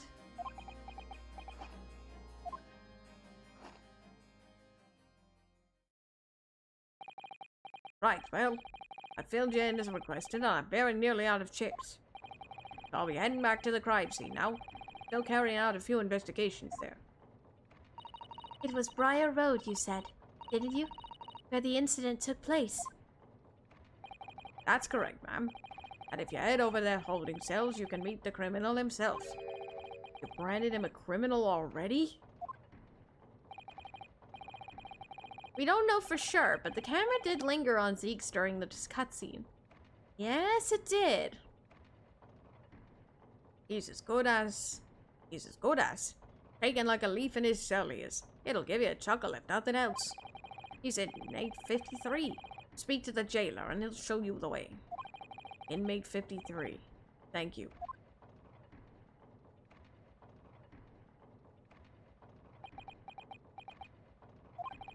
So there's no helping anyone against the Reaper of the Bailey, they say. Is something troubling you, Mr. Naruhodo? To tell the truth, when I recall the trial yesterday, I can't stop myself from shaking. The idea of facing the Reaper in court again is... Well, if you think it's too much for you, there's no shame in turning the case down. That takes courage, too. But if the man they've arrested is innocent... You could well imagine he would be shaking like a leaf in his cell. And I, for one, wouldn't find the sight of that funny. So... If I'm honest, I'm still reeling from the shock of yesterday's events myself. and I'm really not sure if I'll be able to help this man, whoever he is. But I'd like to try, so I think I'm going to make some inquiries. Will you help? Did you really think you had to ask? After all, I am your judicial assistant. Thank you. So then, shall we? Yes. Let's go! Alright! And another case begins! Hey Aiden, welcome in. Yeah, can't exactly back down now, can we?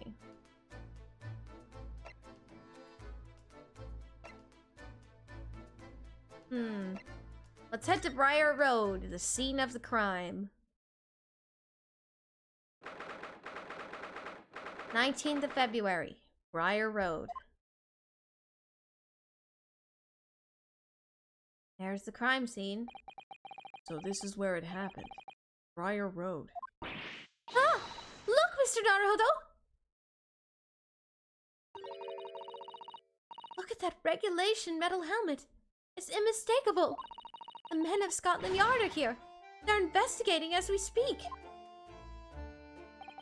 That is their job, you know. But Mr. Naruhodo, to see one with my own eyes. They're often depicted in the adventures of Herlock Sholmes, but I never dreamt I'd come this close. To a real Bobby's helmet. What? The helmet? Hey, Hybrid, welcome in. That man certainly is the opposite of another investigator we know of, isn't he? Oh yeah, definitely. Of course. I have to try one on one day. Well, I hope your Hattie dream comes true. I don't see Inspector Gregson anywhere. Shall we see if we can see You him who? past and investigate Inspector the scene of the Gigachad, stabbing? where is you? Inspector Giga Chad, where is you? Oh my goodness. Why should we sneak? I don't want to upset one of those bobbies and be butted on the head by one of those metal helmets. My skull would crack in two, I'm sure. Oh no! An English Bobby would never do such a thing. This is a land of gentlemen, you know.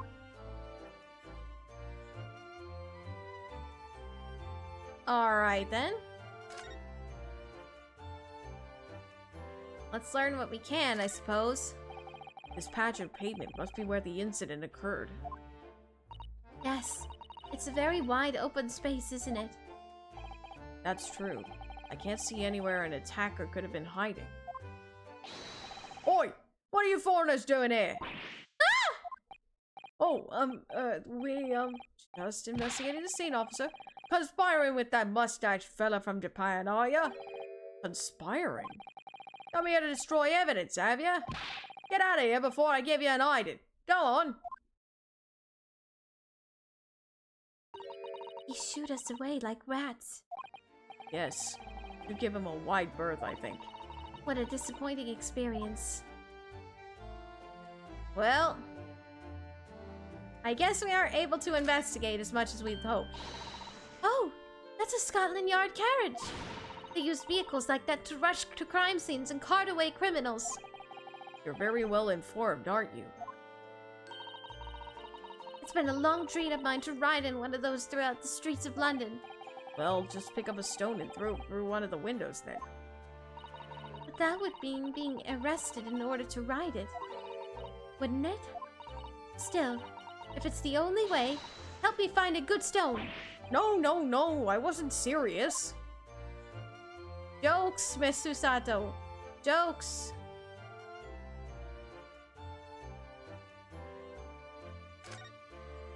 That's one of the officers from Scotland Yard. The police are making sure the crime scene is undisturbed. I have a feeling that if we wander too close, we'll be clapped in irons. I think perhaps you're being a little overcautious. We've done nothing wrong, so we have no cause for concern. Oh no, I'm not getting caught out again. Twice is enough. Twice I found myself in handcuffs, despite not knowing a thing about what was going on. Yes, you've had some dreadful experiences. I'm sure that's that wide-eyed look of panic you're so prone to. It does you no favors at all. Oh my goodness, poor Ryunosuke. He's doing his best, alright? What a delightful snowman. I didn't realize the English had a tradition of making snowmen as well. It looks a little creepy, though. Well, if there's one thing to be said about this series, you have no idea what they're going to take a very unserious turn. Oh, yes. Just getting dunked on again. Poor Ryunosuke. Oh, it has a scarf, look! You'd need one if you were going out in this freezing cold all the time. I wish I had one. I'm afraid our budget is somewhat frozen at the moment, too. We certainly can't afford a scarf. Surely that snowman here wouldn't miss his. But the person who made the snowman certainly would. Yeah, I know. You're right. Anyway, even if I borrowed it, it wouldn't do much to warm my neck, would it? It's covered in snow.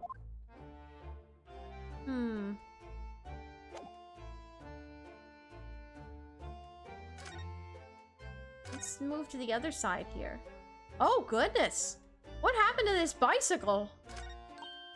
Oh, a British bicycle! Look! Although the wheel is so misshapen, I'm sure it couldn't possibly be ridden anymore. Someone must have been doing some breakneck cycling. It seems bicycles have become extremely popular in London recently.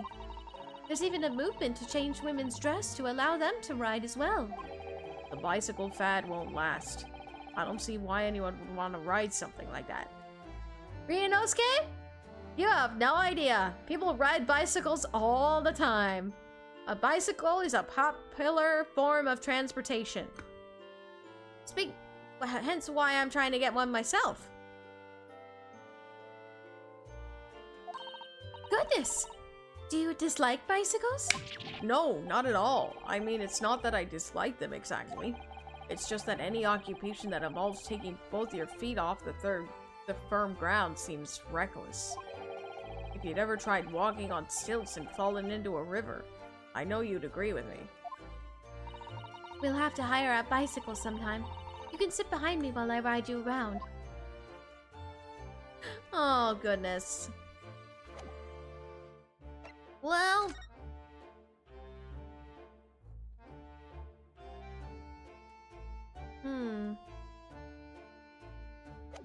Let's see if there's anything else that we can examine.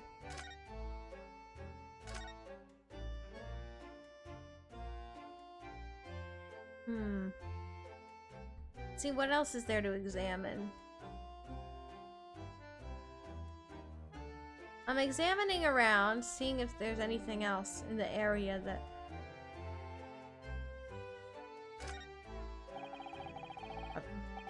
I've investigated thoroughly, but I can't find anything out of place.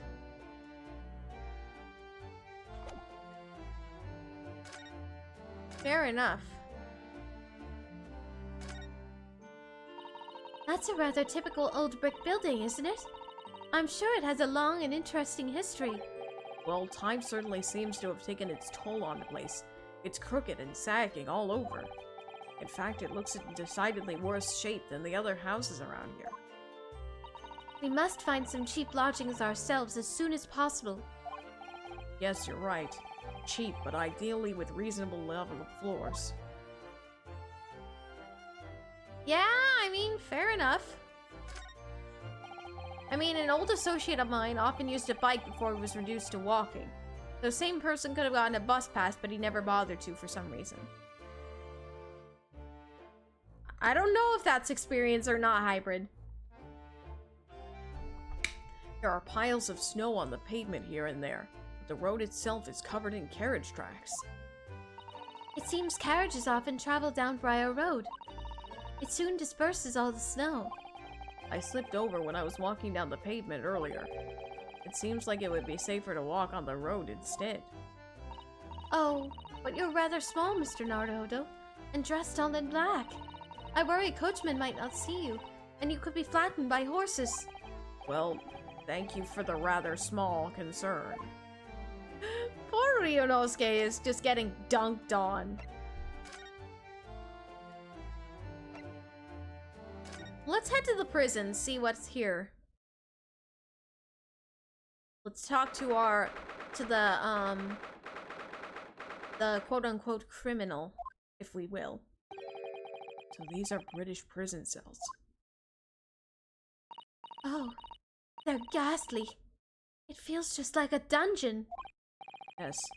Having experienced it in Japan myself, I can assure you that our wooden cells feel a lot cozier than these stone-cold walls. Oh, don't, Mr. Naruhodo. You're making it seem worse. Apparently, our client is in the cell here. It's so dark at the back there, I can't make him out. I wonder what he's like. Inmate 53, your legal representatives is here to see you. Stop hiding at the back of the cell and show your face at once. Am I? What? Am I a cat as yet with no name? Calling me by a number is utterly, unbelievably, unjustly unreasonable. I refuse to answer. Mr. Naruhodo, what do you think is going on here? I have no idea. I wasn't just hearing things, was I? That tirade of complaints was in Japanese. Eh?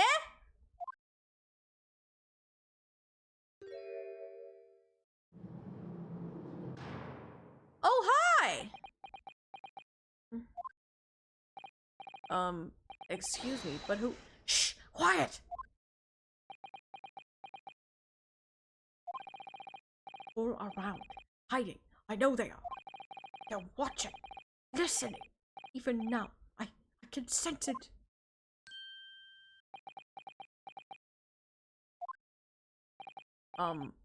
Right. So, could I ask you who exactly— There you are! You've come to curse me, haven't you? Don't try to hide it, you're a ghost! A ghost?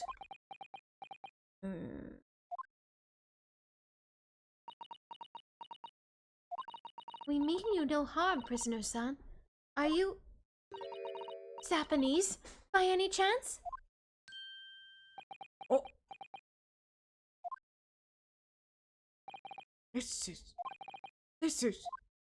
beyond my wildest dreams!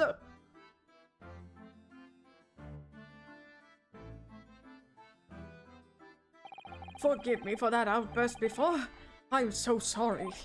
Oh, it's fine. We're just a little surprised, that's all. Imagine it! I've been 12 long months since I've left my hometown, and here I am in a frightful fix in a foreign land.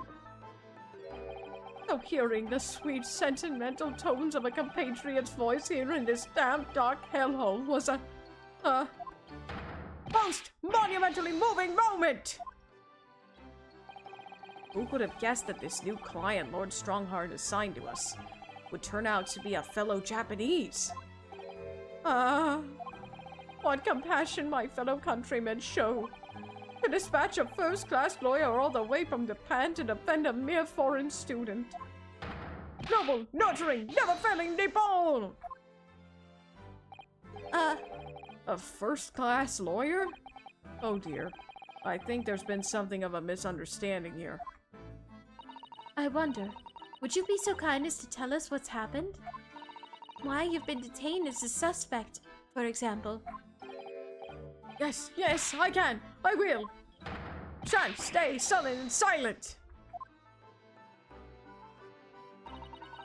I'm not quite sure I understand what he means, but he seems happy. Yes, he does. I just hope he actually has a good reason to be. Thank you for your cooperation. I am a lawyer, as you said. My name is Ryunosuke Naruhodo. And I am Naruhodo-san's judicial assistant, Susato Mikotoba. I am a visiting student sent here by our government, notoriously named Natsume! Soseki Natsume. Alright, so he is our defendant in this case. Soseki Natsume-san. What an unusual name. Call me Soseki, please. I'm a poet, you see. A writer of haiku. Something of a nom de plume. A nom de plume? You mean an alias? That's right, Naruhodo-san. No. Don't be so prosaic. It's much more refined than that. And haiku, that really reminds me of home. Did I hear you say that you were a visiting student? Sent over by the government? Yes, that's right. A year ago, I was told to go and study English. First, I had to suffer that misery, and now this. It's beyond the pale. Suffer that misery. Do you not want to study here? No, I mean, I've had an interest in Great Britain for some years, of course. Oh. But just because the government tells you to do something doesn't mean you can do it. No. Well, dang, alright. What do you mean? If they told me to study English literature, then I could have understood. That's my field. But no, they told me to study the English language. Utterly, unbelievably, unjustly unreasonable. I see. Only the other day I was told to send a report about my first year here. I tendered a blank piece of paper. Wise words on whitewash. Washy. You must be a man of great standing. Oh yes. So I'm often told. And often like to be told, it seems. Alright, now what exactly is he accused of? Could you perhaps tell us exactly why you've been arrested, Soseki-san? I didn't do it. I didn't commit that atrocious murder. Murder? Oh, no, it's all right. The woman didn't actually die, did she? But she was stabbed with a knife right before my eyes. Before your eyes? You mean you saw the attacker? I didn't see anyone. What?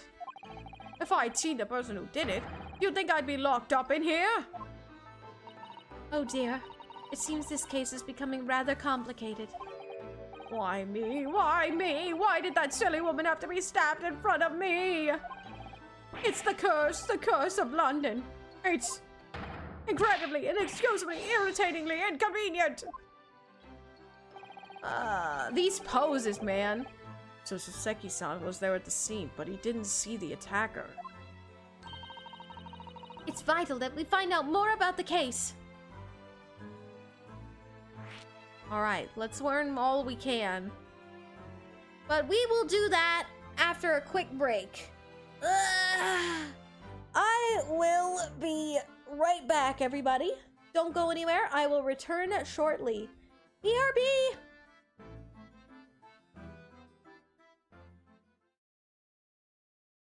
Oh, it's the doctor that's doing the wedding ceremony. Okay. Ah! My heart. I'm so happy. Nikolai, do you promise to take Arya for better or for worse? In sickness and in health, for as long as you both shall live? I do. I promise to protect Arya, no matter what. Ah! Arya, do you promise to take Nikolai for better or for worse? In sickness and in health, for as long as you both shall live?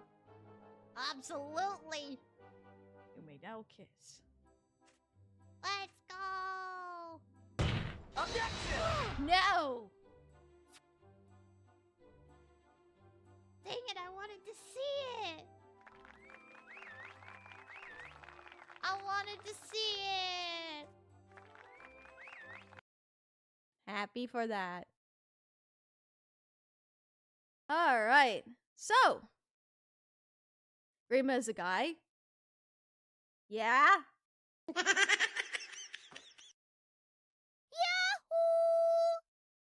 Wait, what are you playing this on? PC? Me. Did you see the look she gave you? She's a man-eater. Whatever that means. Luke, don't say things that you don't know what they mean! Luke, don't say things that if you don't know what it means! No, you're too young. Stop. Don't. No. No. Oh dear. Yeah, oh dear is right, Professor. Oh dear is right. That's. Are you high? This girl, she really is high up in this picture. Nice censorship, Your Honor! Nice censorship! What?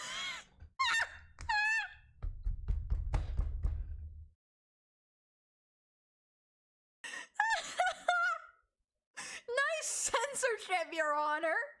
Jeez!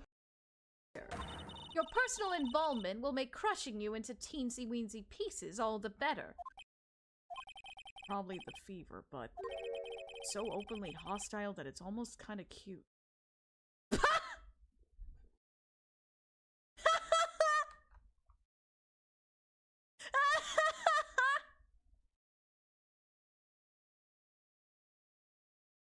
Oh my gosh, that's so funny! Is she single? Oh my gosh. Ow! No smirking! No whipping the sick. Wah! Aria! Earthquake! Earthquake? Earthquake! Wow. Well, that was a shock. Are you okay? I'm fine. Earthquake! Oh my gosh, I met Earthquake! Oh my goodness.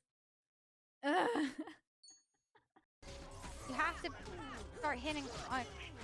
Not hitting on Clayton. Wow. Apparently my wording is not being appropriate. There we go.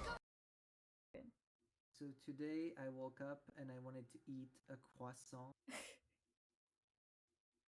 Croissant! Croissant! Croissant! Alright, I'm back.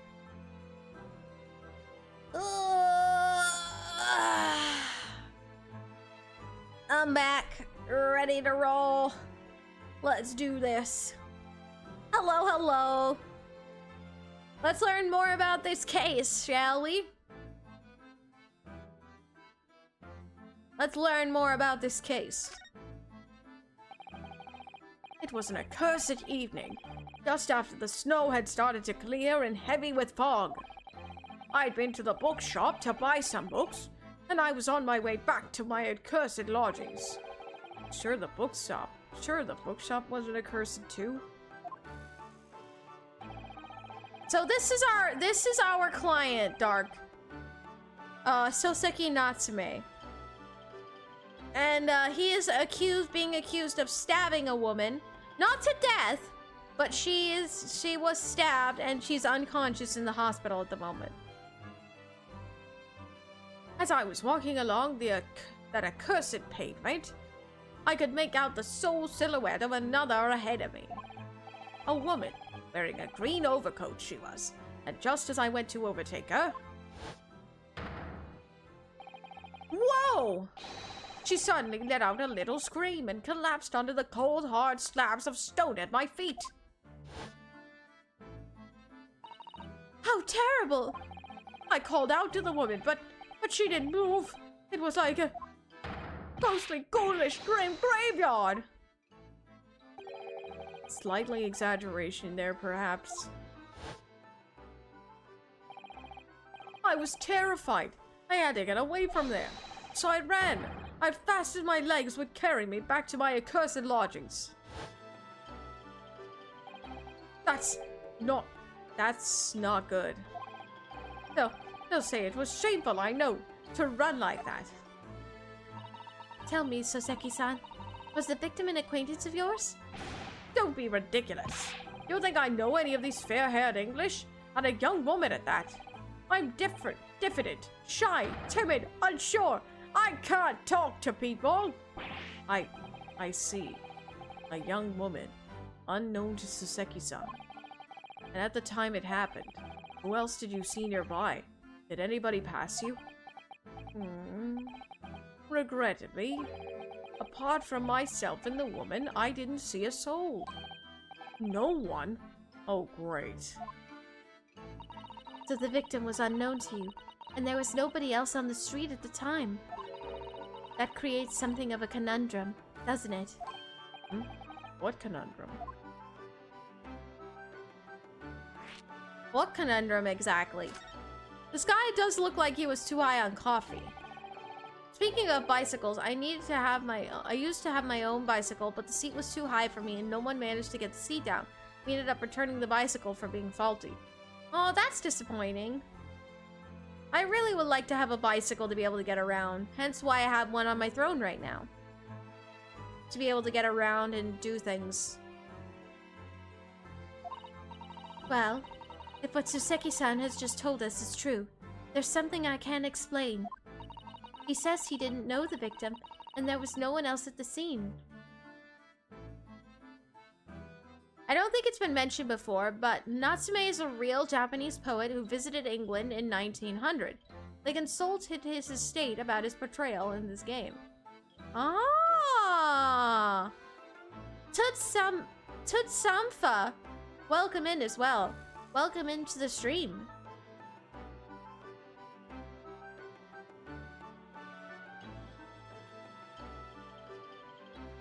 Alright. Then he apparently fled without having been seen. I did. But if that's the case, surely this man has to be the culprit? Ah! You! What did you just say? Nothing. I didn't say anything. Oops. Perhaps I thought a little too loudly. Actually, that's not what was troubling me. What I was thinking was, how did Soseki-san actually come to be arrested? Yeah! If he ran away from the scene without without telling anyone that there was a stabbing, how did they arrest him? Sorry? He didn't touch the victim, and there was nobody at the scene to see him. So how did the police even ever discover that he was there in the first place? Oh yes, she's right. It was him. That accursed great detective. He led the police to me. Oh boy! And now Sholmes is involved. Oh boy. This is gonna be great, isn't it? Of all the bad luck! Accursed great detective? Could it be? I shall never forget that man's name as long as I live. His hearty laugh and his self-proclaimed greatness. Rash, big-headed busybody, be gone! May you be cursed until the end of your days, Hairlock Sholmes! I knew it! Yeah, it was kind of obvious. Mr. Sholmes? How did Mr. Sholmes end up figuring out that you were there? Well, I didn't expect to hear that name from this man's lips, that's for sure. It was the morning after that nightmare had unfolded on the pavement before me. I was gnawing on a sliver of hard cheese when some men had suddenly burst in through the door. They started shouting at me, "This is the police! Put the weapon down!" Yes, it was a thin sliver, and yes, it was hard, but I wasn't eating a weapon! Disgusting dietary discrimination devils! Oh, goodness. Oh, goodness. You clearly had a trying morning yesterday. And there he was, in the middle of all the policemen, grinning like a Cheshire cat. That Hairlock Sholmes! It's actually just Herlock Sholmes. He's English. I've since found out that he's a famous name in detection here in London. Yes, the great detective is really very well known. And his overly sharp mind managed to deduce my whereabouts, apparently. He thinks I'm the knife-wielding madman! Me, this weak, stooped kitten of a man! I wonder what great deduction process led him to this conclusion this time. Do you mean to say that Mr. Sholmes' deduction was the only reason the police arrested you? That would be really most unreasonable. Well, the thing is, I was thrown into a panic when they barged their way in. Of course you were. That's only natural. I was terrified and trembling, and they kept throwing question after question at me in impossible English. Fiendish foreign film flammery! Well, We are in England. You can't really blame them for questioning you in English. Good point, good point. But my mind went blank. I knew I had to answer, but I didn't know what to say. So I just kept repeating things like, yes I do, and I'm fine. The next thing I knew, I was in manacles. And before I knew it, I was thrown in here. oh dear. I'm afraid that's hardly surprising. I'm fine. He's not fine now.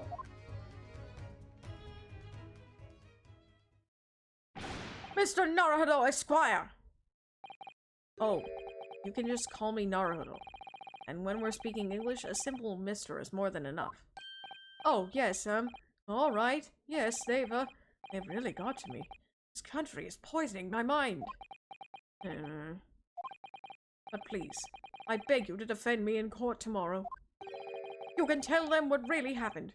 You'll do it, won't you? Well, Why? Why?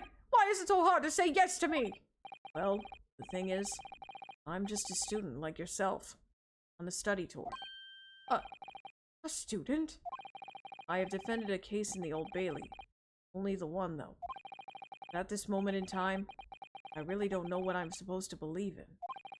I'm confused about what justice in this country even means. Oh, Naruhodo-san. I'm not even the foreign student who was supposed to be here. I'm a sort of locum lawyer, I suppose. But that armband! That's the mark of a defense lawyer from our great empire! It's a keepsake for the man who should have been here. He was my best friend. A keepsake? I know exactly what they're saying about me. Oh, who do you mean? The lawyers. All the British defense lawyers. They won't defend me. Goodness! Why? Why do you say that? For the same reason as you noted before. When it happened, there was only the victim and myself around, and I ran away from the scene of the crime. I'm not a fool. I know it looks as though I must be the culprit. It must be very hard for you, Soseki-san. And anyway, I'm a student from overseas. I'm just a foreign nobody to them. Somebody not to be trusted. I heard them openly laughing about me before, in my earshot without any compunction at all. Any trial for this man would be a waste of time, they said, and of course the foreigner did it. They even had the gall to say the man doesn't understand half of what's being said anyway. That's awful. They're wrong! I've studied more English than half of the policemen out there on the streets. I've traveled halfway around the world to learn about this people's country and its great history. But no one here wants to listen to a man with a strange accent. They all hate me. Oh, at the very least, I'd like to entrust my fate to someone who can listen to me in my native tongue. You could do it, couldn't you? When I look into your eyes, I can see it. I can see what you've been through. Seki-san, it's just that...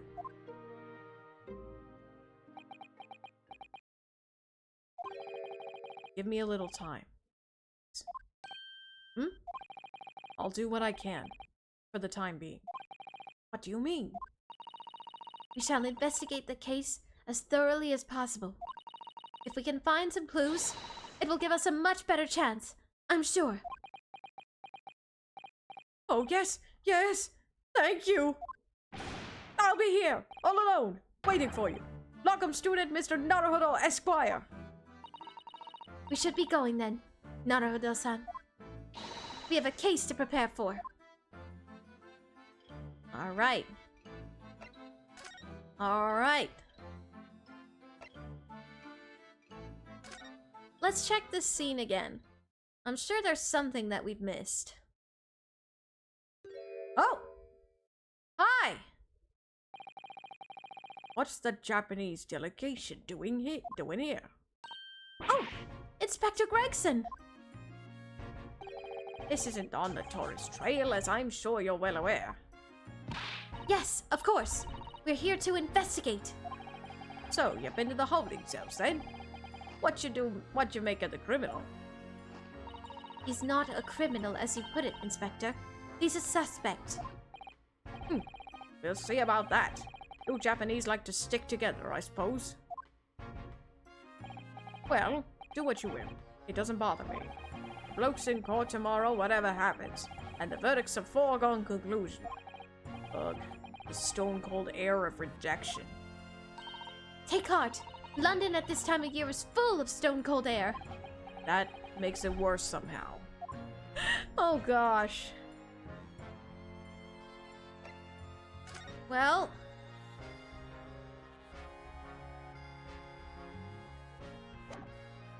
let's converse with Gregson then. Tell me about Scotland Yard, Inspector. Ever since I read about it in the adventures of Sherlock Sholmes, I've been fascinated by the place.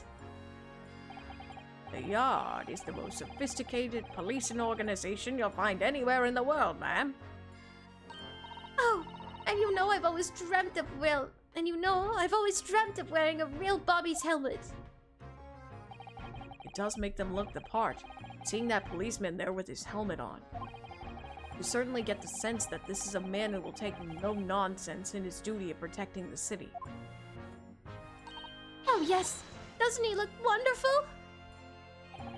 Being a London Bobby is hard going, I can tell you. Oh really?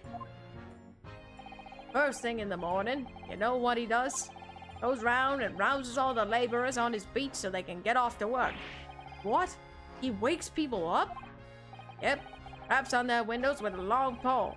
Did it myself going back a bit. I had no idea. Alright, Dark. Looking forward to it. The Bobby works for the people of the town. It's just another one of his duties. After that, he starts tirelessly patrolling the streets all day long. He has to cover 20 miles a day. That's the regulation distance. I can't really imagine how far that is, but it sounds like a long way.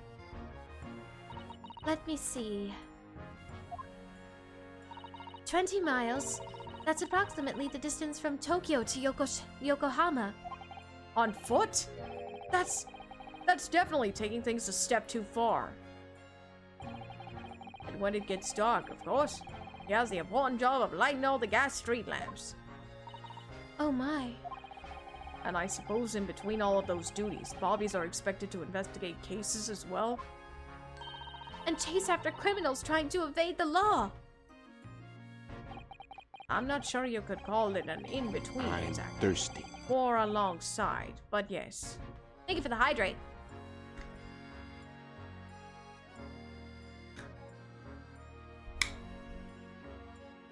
Gregson seems to have infinite food in that newspaper of his. Oh, yes.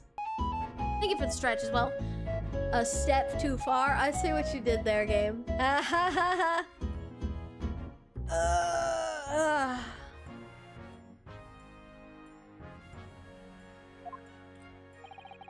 They're expected to handle those jobs as well.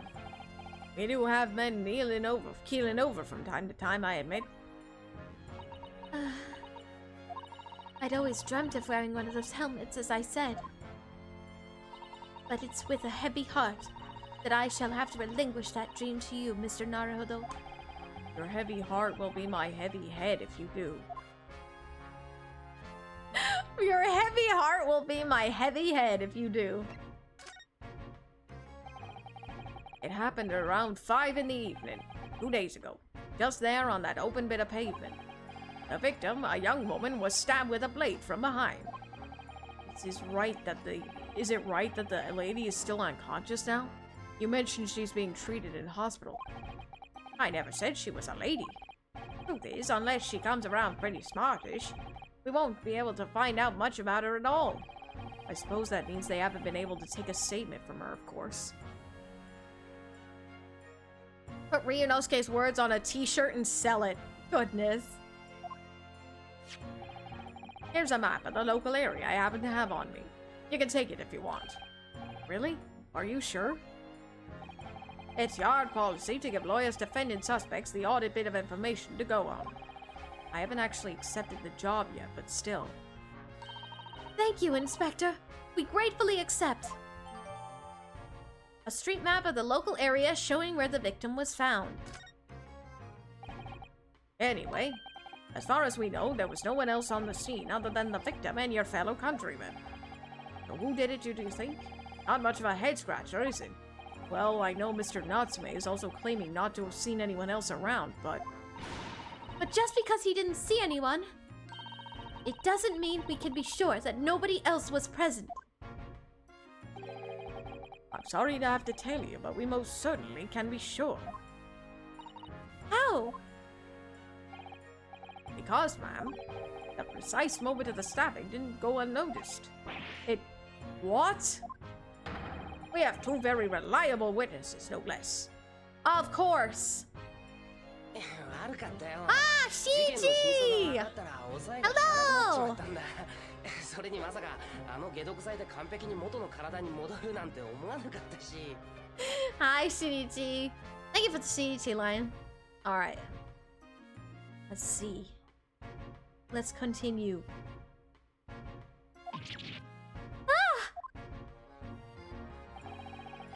It was a typical foggy London day, and your client obviously didn't see them.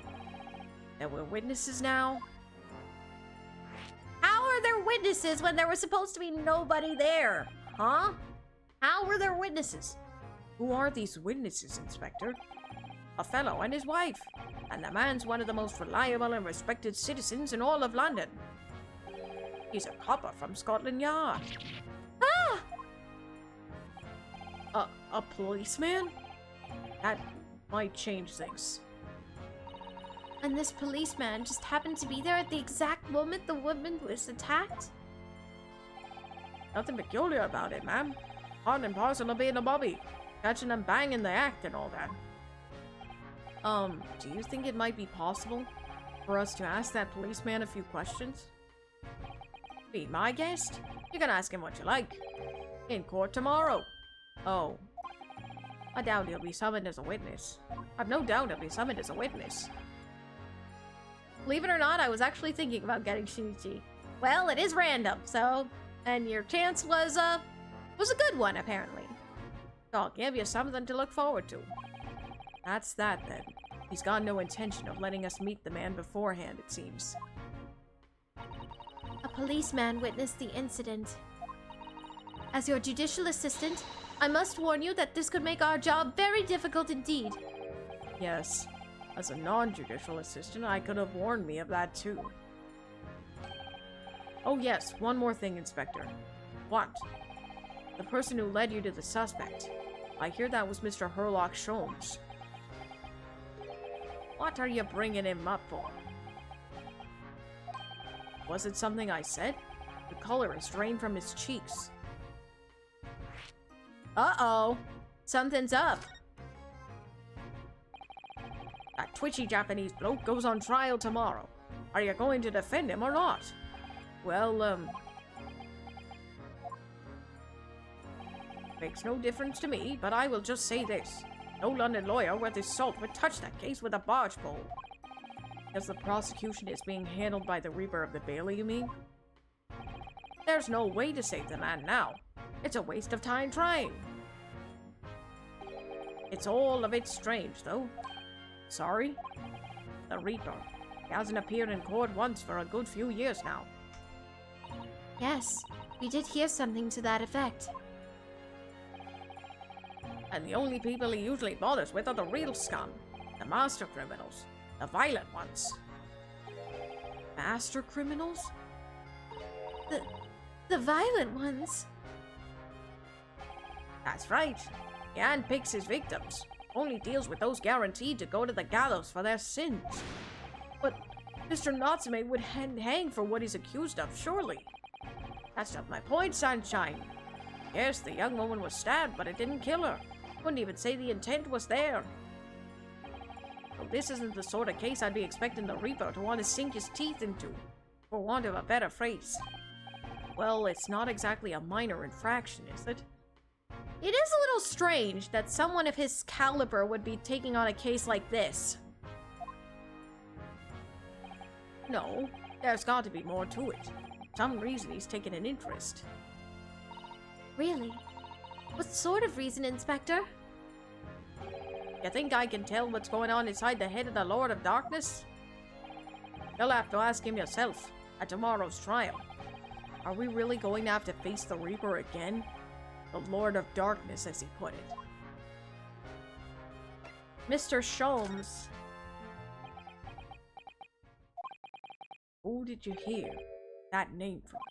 Oh, well, it was Mr. Natsume who mentioned it. He said that Mr. Sholmes was with the police when they entered his lodgings.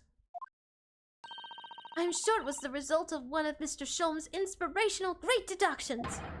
Fiddle faddle. Ah! The man's an amateur, and I'm getting sick of tired of him showing his mug everywhere. Oh. I don't know where he gets his information from, but he turns up at the scene of the crime, wanders around spouting incomprehensible rubbish, and before you know it, he claims to have solved the case. Yes, he's quite astounding, isn't he? He is a great help to Scotland Yard, though, isn't he? Gibble gabble. Ah! Ever seen this before? Oh, yes. That's Rance Magazine. The wonderful publication in which the adventures of Sherlock Sholmes appears. Yes, well, that wonderful publication, as you put it, sees fit to include several of the Yard's detectives in its stories. And the so-called great detective makes a mockery of all of us. If you ask anyone at the Yard, it's a misadventure to be included in any Sherlock Sholmes tale at all. Well, I suppose there is an element of that. We work our socks off, every one of us, only to be frumped by the public thanks to that obnoxious detective. Oh boy, yeah, that is kind of, that can be a bit bad. The man's as dangerous to us at Scotland Yard as he is to all our criminals. That can't be really true. Can it, Inspector? Clearly, the great detective and the police have a complex relationship.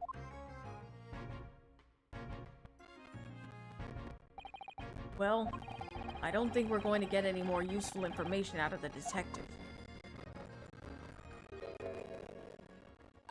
Mr. Naruto, can I make a suggestion?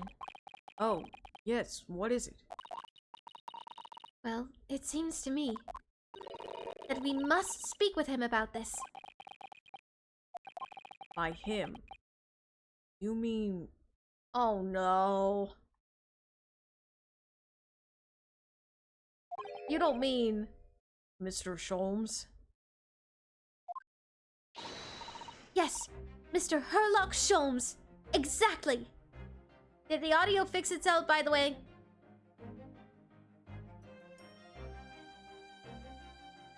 Also, oh dear, now we have to go speak to Sholmes. Oh boy. Look at those shining eyes. You can't wait, can you?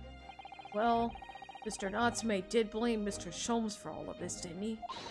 Yes, he did. He really did. Which makes him an involved party in the case. Are you just going to ignore that? I hope not. I assure you, it's not simply my selfish desire to meet with Mr. Sholmes again. Hi, Dick! Welcome in! Welcome back from holiday. Hope you're doing well. We have to speak to Sholmes. Lovely. Yeah!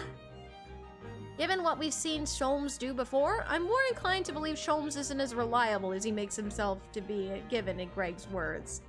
Yeah.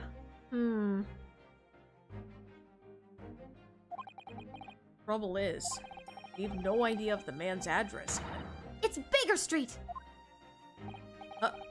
How do you know that? Professor! It's in the stories, of course! Loco. It has all gone cuckoo loco! It's all gone crazy! 221B Baker Street. The most famous address in the world. Oh, I see. Well, there's nothing to stop us from going, I suppose. We'd better try to find our way there before Susato-san gets any more excited and unpredictable. Ah! I will summon a carriage! So we're to have a reunion already. The great detective, Mr. Herlock Sholmes. Alrighty. I am going to take a minute because I need to use the restroom very badly. I missed you. We missed you too, Deck. Good to see you. It's good to see you, Deck. Alrighty, I gotta go to use the restroom real quick. I will be right back. Don't go anywhere. I will return shortly. BRB! Yeah. Are you okay? No! What happened? I got distracted. I got distracted by headbuds. How much was that? How much was that? Uh-oh. Uh-oh. Think of the hydrate. Wait. Aria, I think I need a hydrate.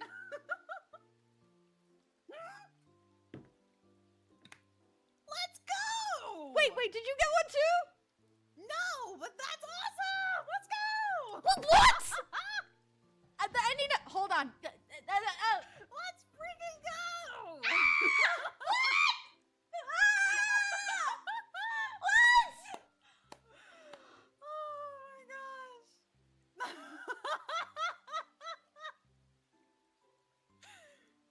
Yeah, I definitely agree, Shades. I think someone slayed the Shade Slayer.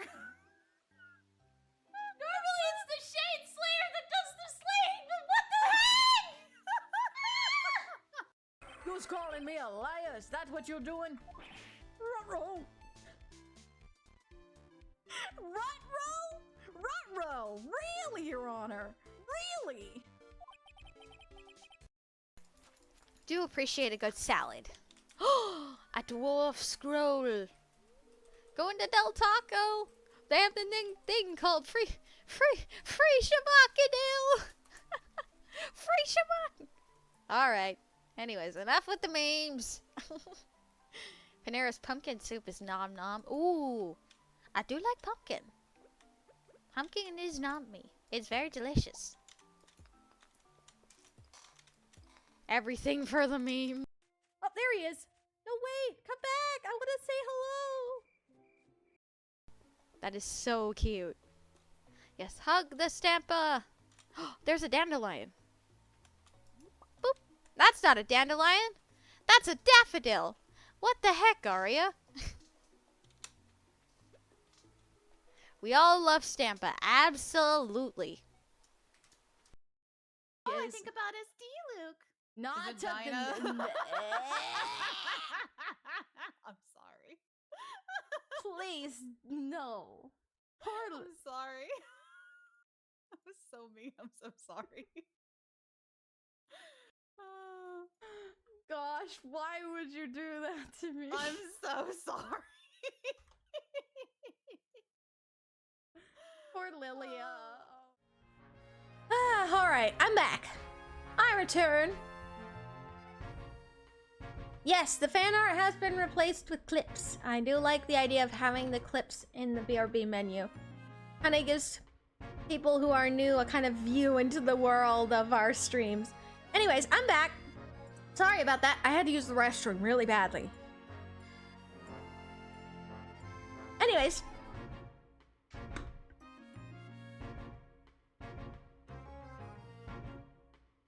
We're back now. Because I'm in a field of field of dandelions, huh? Alright. Well, new location has been added. Alright. Let's go visit Mr. Sholmes, shall we? Sholmes is sweet. It's time to get an insight into this great detective.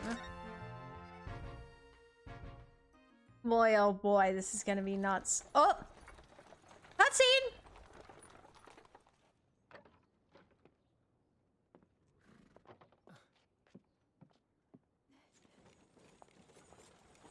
Thank you very much. It's just up there overlooking the street. Good day. Thanks again.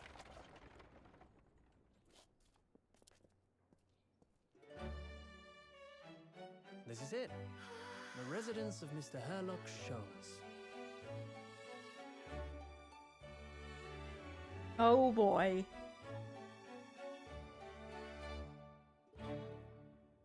Oh dear. Let's get this over with.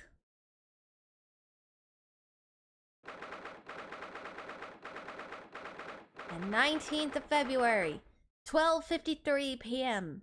Sholmes' suite. This is where the great detective makes his living.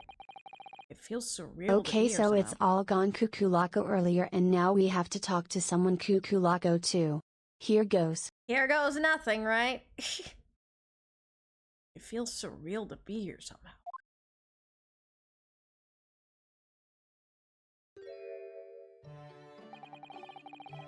Is it as described in the stories, Miss Susato? Susato-san? Many famous cases have been solved here in this very room. Oh, I suppose they must have been, yes. I never read the story, so it's hard to get quite as excited about it as she seems to be. The detective chases the villain relentlessly as he disappears into the fog down an unlit London street. Oh, the thrill of it! The romanticism! Can't you feel your heart thumping in your chest? Can't you, Mr. Naruhodo? Oh, I suppose I can, yes. So, if you don't mind, I'll just stand here and soak up the atmosphere for a while longer. Please, don't mind me. She's obsessed. Well, it looks like our detective friend isn't home at present. Excuse me? Anybody home? Oh, do we have a visitor? Oh, it's you! You're here too! Hello, is it a big new case for Mr. Sholmes? Hello. Wait, aren't you... Oh, how rude of me! I'll go and make some tea at once. I'm sure it's that same girl. Mr. Sato, did you see the girl who was just here? Oh yes, isn't it truly extraordinary? To think that the King of Bohemia came to this very room to ask Mr. Sholmes to take on his case. The King of Where? Yeah? King Wilhelm Gottschalk Sigismund von Ormstein, of course. Goodness gracious, that's a long phrase. That's a long name! Goodness gracious. You ain't getting me to say that again. Sorry, I'm drawing a blank. Forget the adventures of Herlock Sholmes for a moment and look over there. The tea's brewed, and I have a freshly baked cake as well. Ah, it's you! I knew it. Susato-san recognizes her too. Ah, there you are! And taking that with you as well. I was looking forward to that trial run of my experimental smoke raid launcher. Oh, good day to you. I'm, well, the inventor, I suppose, of yes, that machine. Yes, insert gibberish here, yes, him. Yes, him. That name that I cannot pronounce. It's the girl who's turned up at the end of Mr. McGilded trial in the defendant's antechamber. I've never met a lawyer from the Far East before. Or you, having to get straight to work when you've only just arrived in London. Oh, yes, it was challenging. Well, try this tea. It's my special blend, you know. Oh, thank you. Is tea supposed to look that color? Oh my, what a fragrant yet mellow flavor. Hooray! It's a winner! I tried blending different leaves design. designed to alleviate fatigue, you see. You must be exhausted after your long voyage here, and yet you have another ticklish trial tomorrow. Oh, and you're to defend a Japanese man. I do wish you lots and lots of luck. Wait. How do you know all this? We didn't even say anything. Did Mr. Sholmes tell you about us by any chance? Oh, you know Hurley, do you? Hurley? Mr. Sholmes to you, surely. Mr. Sholmes was a fellow passenger on that boat that brought us to Great Britain, you see. Was he really? Well, I had no idea. I'm afraid Hurley's out on an errand again today, even though he's just returned from overseas. Wait a minute. We met this girl for the first time ever yesterday after the trial, and only briefly after that. How on earth does she know so much about us? Did she deduce all those things, do you think? And perhaps more to the point, why is she here in Mr. Sholmes' suite? Oh, silly me. I haven't introduced myself, have I?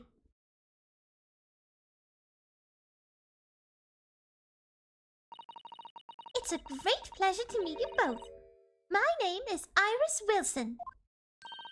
I live here together with Hurley. Ah, Iris, is it? What a lovely name. What? What's the matter? No, wait. This can't be. Did you say your name is Wilson? What's the matter with Susato-san? Why is she so flustered all of a sudden? Yes, that's right. What are your names? Oh, I'm Ryunosuke Naruhodo, a lawyer from Japan. Oh, sorry. I'm Mr. Naruhodo's judicial assistant, Susato Mikotoba. It's wonderful to meet you. Lovely! Susie and Bruno. Got it. Susie? And Bruno? She creates nicknames for them! This is the best! This is awesome! The name of that king is absolutely cursed. I genuinely feel sorry for anyone forced to say the full name of King Gibberish. I love how he's just called King Gibberish at this point. There's more to this girl than meets the eye. I have so many questions for her. I don't know where to start. Yes, and so do I. Alright. Well, I guess we better talk with her, shouldn't we? It was you that we ran into yesterday, wasn't it? At the Old Bailey. Yes, that's right. You were ever so helpful. Thank you so much. Oh no, not at all. I'm sorry we couldn't have been more welcoming. Although at the time, we did have a rather large gun pointed at us. Like this? Thinking back now, you left with Miss Lestrade in tow, didn't you? Oh, yes. That awkward witness, Gina Lestrade. Oh, Ginny? Yes, she's a professional pickpocket. So we found out. It was very naughty of her to pinch my invention like that. Are you referring to that trial-disrupting gun-like contraption? Exactly. So I followed her, you see, to get it back. Perhaps I should think about fitting a self-destruct mechanism into my inventions. This girl is dangerous. Anyway, I brought Ginny back here after that, so she could apologize to my trusty technician. Sorry, your technician? Hurley, of course, silly. Hurley? Yes, Herlock. Herlock Sholmes. We live here together. I had no idea the great detective had such an interesting young daughter. Daughter? Not likely. What? I wouldn't call him Hurley if he was my father, would I? Well then, what is your relationship with Mr. Sholmes? Well, I expect you found out that lodgings of any kind in London are very expensive. So the solution is to share the cost with a partner, a roommate. Your roommates? hope you don't mind me asking, Iris, but how old are you? 10 at last this year. 10!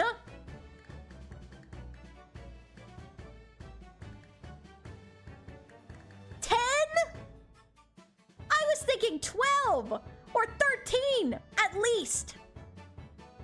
10.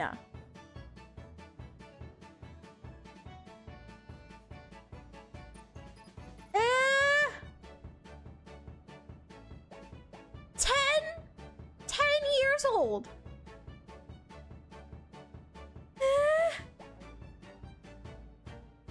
OMG, they were roommates. No! No! Dude, no! No! Nuh-uh!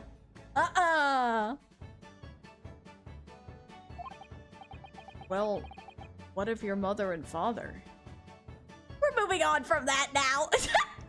We're just gonna try to move on from that now. Oh no, they're not around. Oh, I see. I wonder what the story is there. Although she said her last name was Wilson. That's pretty interesting. Oh yes, there's something I must ask you. Of course. Go ahead, Susie. I'm a very great fan of the adventures of Sherlock Holmes and... Oh, you have a copy of Rand's magazine. Yes, I read every issue. It's delivered all the way to Japan on a ship.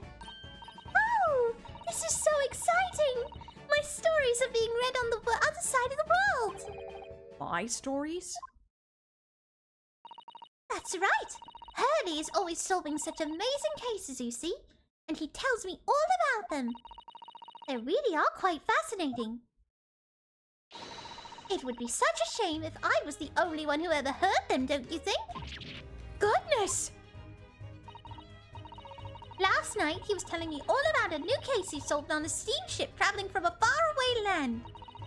So I was just in the middle of typing up the manuscript for the next issue before you came. Good hours. Good news. The 3-hour mark is getting closer, so we can all shout 10 in the BRB screen, lol. Oh my gosh. Wow. So you are the author. Yes. I'll let you in on a secret if you like. I'm going to call this latest adventure The Speckled Band. The Speckled Band? That's certainly very familiar. Of course. I always change 1 or 2 details in the story, here and there. This time, I had the idea of making a venomous snake be the cause of all the trouble. Oh, that was Mr. Sholmes' first thought as well, actually. Yes, and of course I know that a snake might not be a credible fit for the facts of the case exactly, but... it's a story. Some poetic license is justified to make it more thrilling, I think. Don't you? So, do you mean to say... are the stories about Mr. Sholmes that are published in Rand's magazine all written by me? Yes! On my wonderful and very modern typewriter. But all the stories I've ever read are written by a doctor of medicine, Dr. John H. Wilson. Susato-san's getting more and more worked up. Ah, yes. That's me. I mean... Name's Boot Hill. Oh. Those who've heard of me know what I'm about. Those who haven't... Okay. Well... timing for that Boot Hill line. Own skin, You'd best keep it that way. way. Thanks for the Boot Hill line. I mean, my name really is Wilson. I wonder what Iris picked for her Pokemon as a starter. I don't know, Hybrid. But what about the doctor of medicine part? That's all true too. I am a doctor of medicine. No! At 10 years old? At 10 years old. Well, that's quite incredible. But... Dr. Wilson is an English gentleman. Ah, yes. I did alter the setting slightly for the stories to be more compelling. Oh. Well, it sounds a little strange, doesn't it? A great detective with a 10-year-old girl in tow. I mean, it's not impossible. It's not impossible. I suppose it does, yes. Poor Susato-san. She looks like her whole world is just falling apart. Not quite what you hoped, huh, Susato-san? What about those deductions you just made, though? About before. Yes, yes. What's on your mind, Bruno? Do tell me. How did you know that I was a lawyer and that we just arrived in London, I mean? Yes. Oh, and that we have a difficult trial tomorrow. How did you know all of that? Oh, that's what you mean. Please, tell us how you did it. Explain every detail. Of course, I'd be delighted. Although, there's really no mystery. Now, let's begin. Iris Wilson is proud to present her Logic and Reasoning Spectacular. First of all, I knew already that you were a lawyer, Runo. After all, I met you yesterday at the Old Bailey in the Defendant's Antechamber. But you also said that we'd only just arrived in London. How did you know that? I observed a passport and travel ticket protruding from your breast pocket. Oh. So I was reasonably confident that you must have only just arrived in the country. And on top of that, you accepted a case against that particular prosecutor, telling me you were unaware of London's court affairs. The Reaper of the Bailey? I walked right into that one, didn't I? Then I noticed a red ink stamp on the back of Susie's hand. You were given that when you visited the local prison to meet with a suspect, weren't you? Earlier today. Ah! They used those stamps to keep a close eye on comings and goings, you see. I didn't realize. And a red stamp is only used for people visiting foreign inmates. So, that told me that even though you had only yesterday concluded the trial of Magnus McGilded, the two of you had already had cause to visit a foreign inmate at a local prison. However, neither of you was wearing a particularly sad expression on your face. So I concluded that the prisoner was unlikely to be a friend or relative. That led me to believe that you must have accepted a new case. I see. But how could you have known that the trial is tomorrow? Well, having barely been home a few hours yesterday, Hurley solved yet another case. It obviously amused him.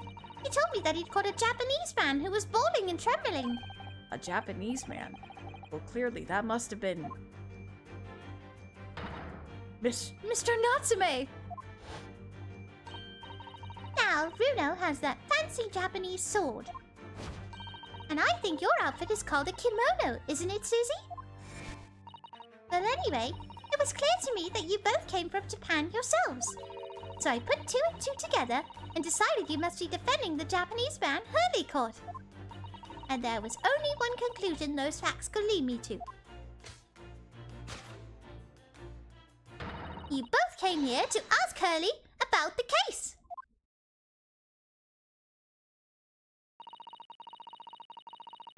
Wow.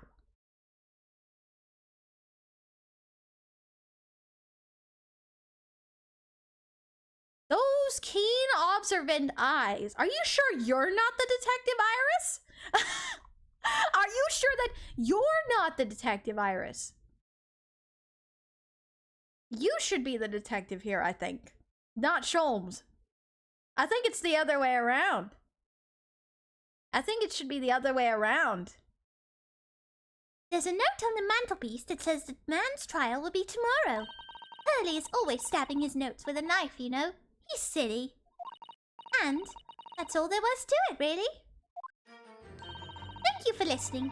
I'm Iris Wilson, and that was one of my great deductions.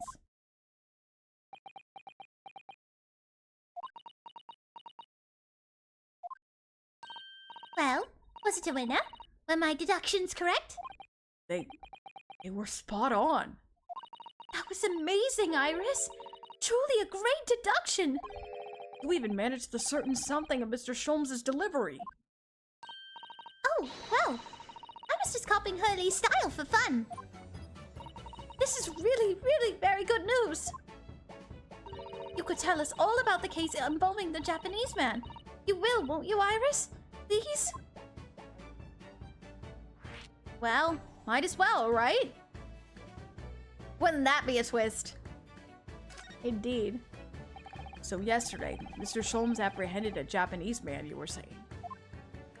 Yes. Hurley had just arrived back in London after his sea voyage. But the police were waiting for him at the railway station to take him directly to the crime scene.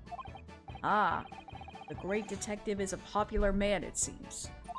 Apparently, a woman was stabbed on a quiet street somewhere in town.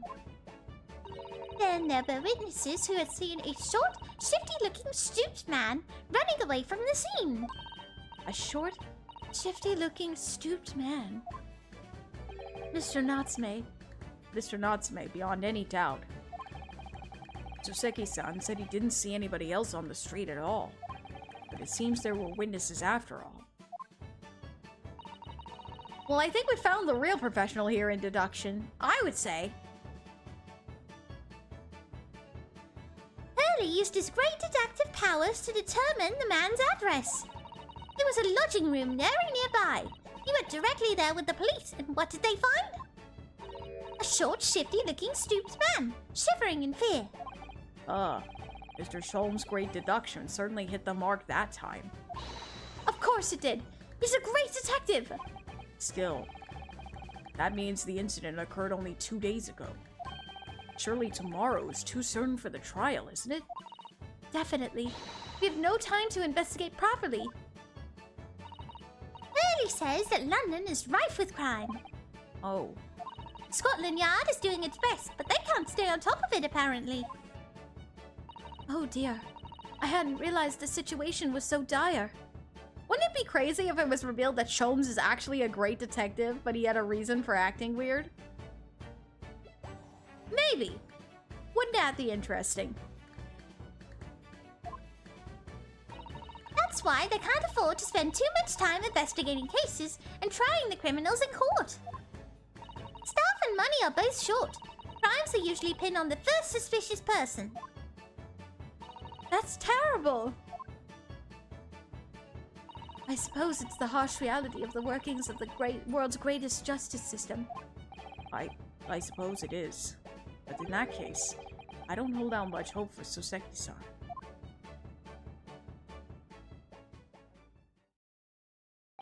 Thank you for answering so many of our questions, Iris. This has been very informative. Oh, you're most welcome. I've had so much fun! Do you happen to know where Mr. Sholmes is at the moment? As you guessed, we'd like to ask him some questions about the case as well. Ah, well... I'd expect Hurley is still investigating the scene. Of the case involving Mr. Natsume, you mean? Yes, Mr. Natsume. Hurley said he was going to the man's lodgings. If you leave now, you'll probably catch him there. Iris, do you know where those lodgings are? Well, I imagine the police are still investigating the scene of the crime themselves, aren't they? Did you happen to come across a detective by the name of Gregson while you were there? Yes, we know Inspector Gregson. Ah, goody! In that case... Give Gregsy this for me, would you? If you do that, I'm sure he'll tell you what you want to know. What is this? A 5-shilling piece and a postcard, it seems. Iris's postcard. A message for Inspector Gregson. With a card for Inspector Gregson with a message on the back from Iris. It reads, "Tell the gentleman in black whatever he wants to know. I trust that won't be a problem." Gosh! This will make the inspector help us, will it? Well, thank you, Iris. Give it a try. Good luck, then. I'm going to return to writing my manuscript, The Speckled Man. And I'll be making more special blends of tea. So come back again soon. We'd be delighted. Thank you so much, Iris. Iris is a bean! I love her! I love her. She is awesome. Well, Mr. Naruhodo, it's back to the scene of the crime. So somewhat dubious that they would exert any influence over the men of Scotland Yard at all. We headed back to the scene with Iris's curious note and one of the world's heaviest silver coins in hand.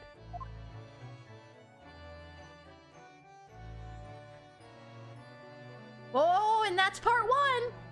That's part one.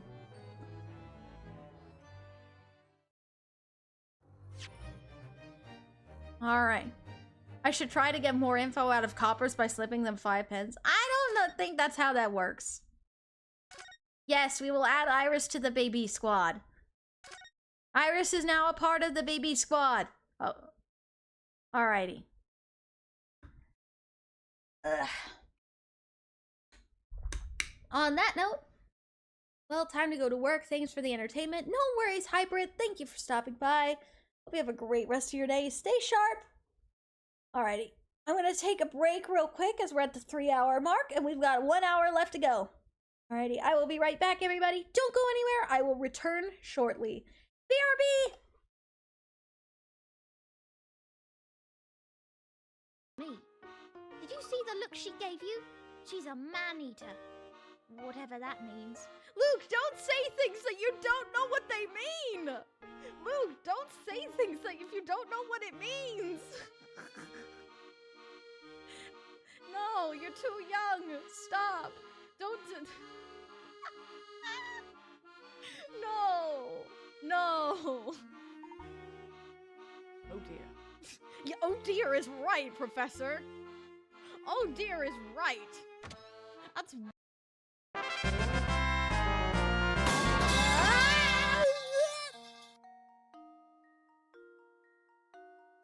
A victory fanfare combined with a little pipe falling. Oh my gosh, that was hilarious. Oh my gosh.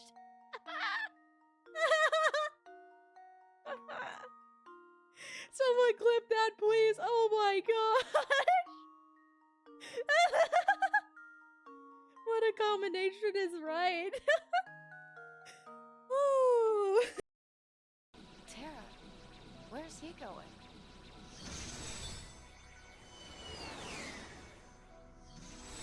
Where is Tara going?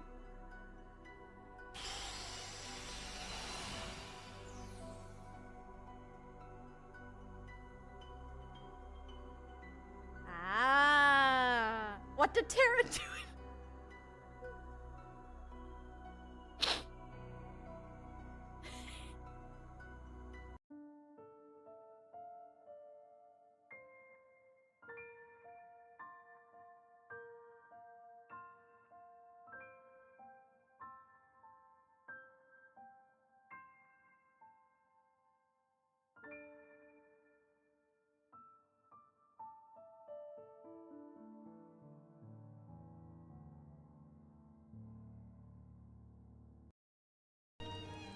Alright, now it's time to go cowabunga off the ledge. Cowabunga!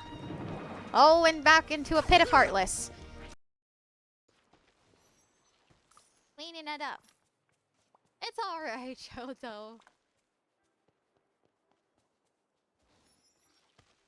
Hey, Junko! Welcome in! Hope you're having wow! Words.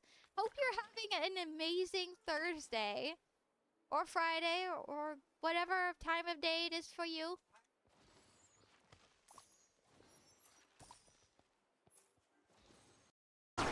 Oh no, this might be that rare encounter where the room completely fills with shadows and then you have to...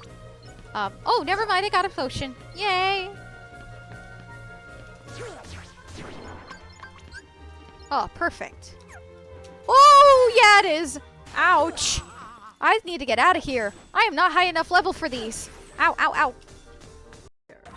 Your personal involvement will make crushing you into teensy-weensy pieces all the better. Probably the fever, but so openly hostile that it's almost kind of cute.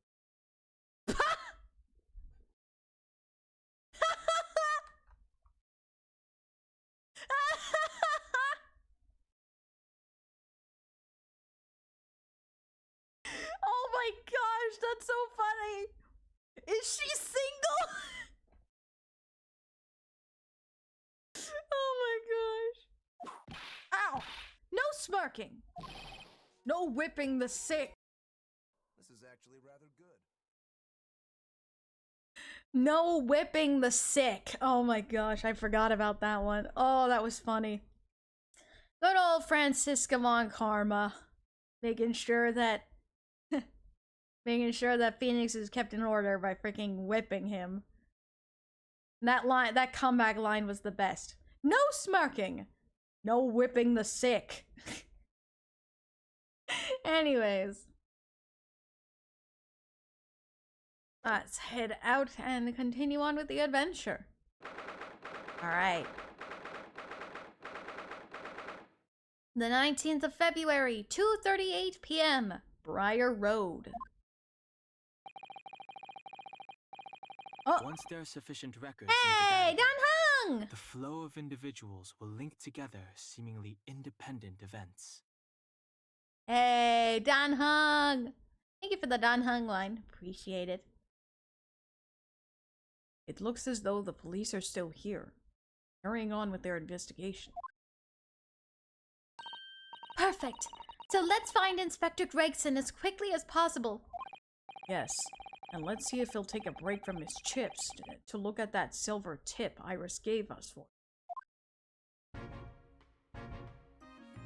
Alright.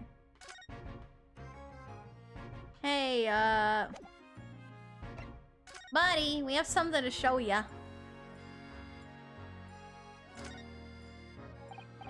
Inspector Gregson, do you have a moment? I'm sorry to say I don't. I'm a very busy man. Much too busy to talk to a pair of foreign gagabouts, that's for sure. We have these for you. A present from Miss Iris Wilson. What? For me? From her ladyship? Her... ladyship? Eh? Eh?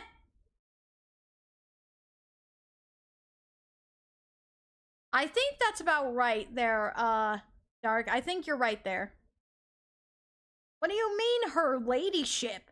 What does that mean? Give that here, at once! Come on, hand it over! That's for me! Ah! Don't wait for me to give it to you, will you?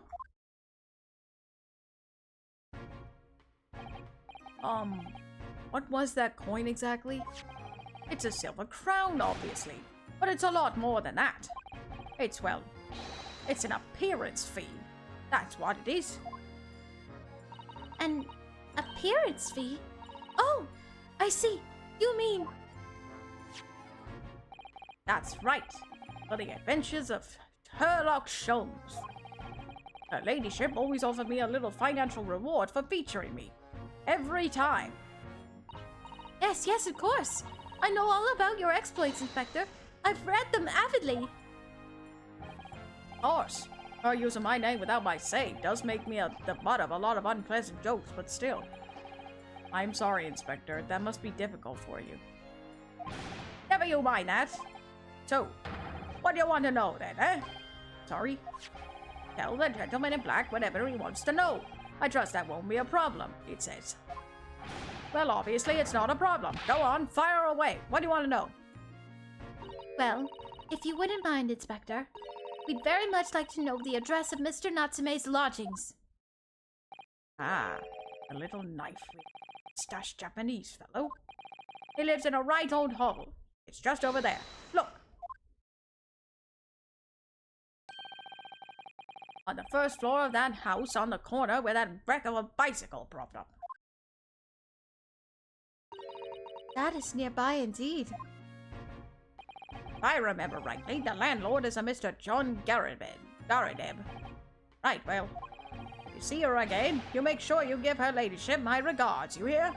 I mean it. You'll tell her that Grayson sends his very best wishes. Don't worry, Inspector, we will. Goodbye for now, then. And long live her ladyship. Who exactly is Iris?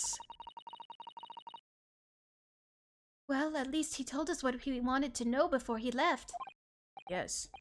So then, Shall we go and see what we can find in Mr. Natsume's lodgings? Definitely. Well, guess we'd better head inside then. That's a rather typical... Oh wait, I read this. I think I already read this.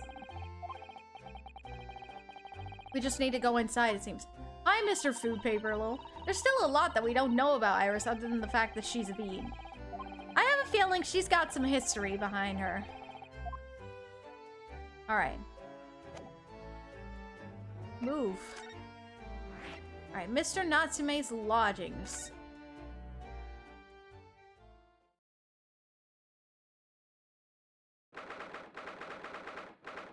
Whoa.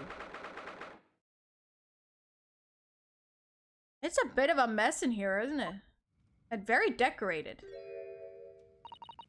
May I help you? Ah, yes. Would this be the resident of Mr. John Garadeb? Indeed it would, sir. And who might I say is calling? My name is Ryunosuke Naruhodo. I am... Mr. Naruhodo is representing Mr. Sosuke Natsume. I believe he takes lodgings here. We would very much like to ask him some questions about our client. One moment, please. I shall convey the message to Mr. Garadeb. You see that, Mr. Sato? That was a real-life English maid. I know. As I understand it, anyone of standing in English society employs a number of household staff. But that was the first time I've ever seen one in the flesh.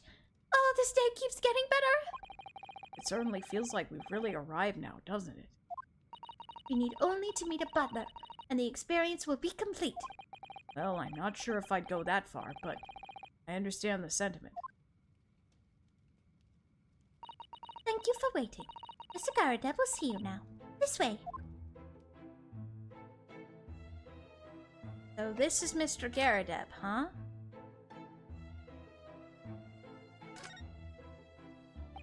Good day to you. John Garadeb at your service. Pleased to meet you, sir. This is Ryunosuke Naruhodo. He's a defense lawyer. Do excuse me not getting up. Took a shot to the knee a few years back in the Battle of my wand, don't you know? Earned a medal for my pains, but I had to withdraw from the service. Handed over the reins to the up-and-comings. Susato is in heaven right now. Indeed. And a veteran soldier here. We've got a veteran soldier. Oh, he's a retired soldier. It's a hell of a job getting up and down stairs now. I can tell you. Don't get out much, as you can imagine. Yes, it's quite a climb up here to the second floor, isn't it? I was panting at the top of the stairs. You really must take more exercise, Mr. Naruhodo. You think so? Well, Mr. Garadeb, no doubt you were very courageous to earn yourself a medal. Oh, it was nothing. The medal's just a folderol, really. Wouldn't like to offend the general, though, so I grudgingly displayed it on the wall. Why don't you fetch it down, Joan? Let these good people see it properly. Joan, fetch the... Ah! Dash it all, woman! Be careful! Oh, goodness gracious!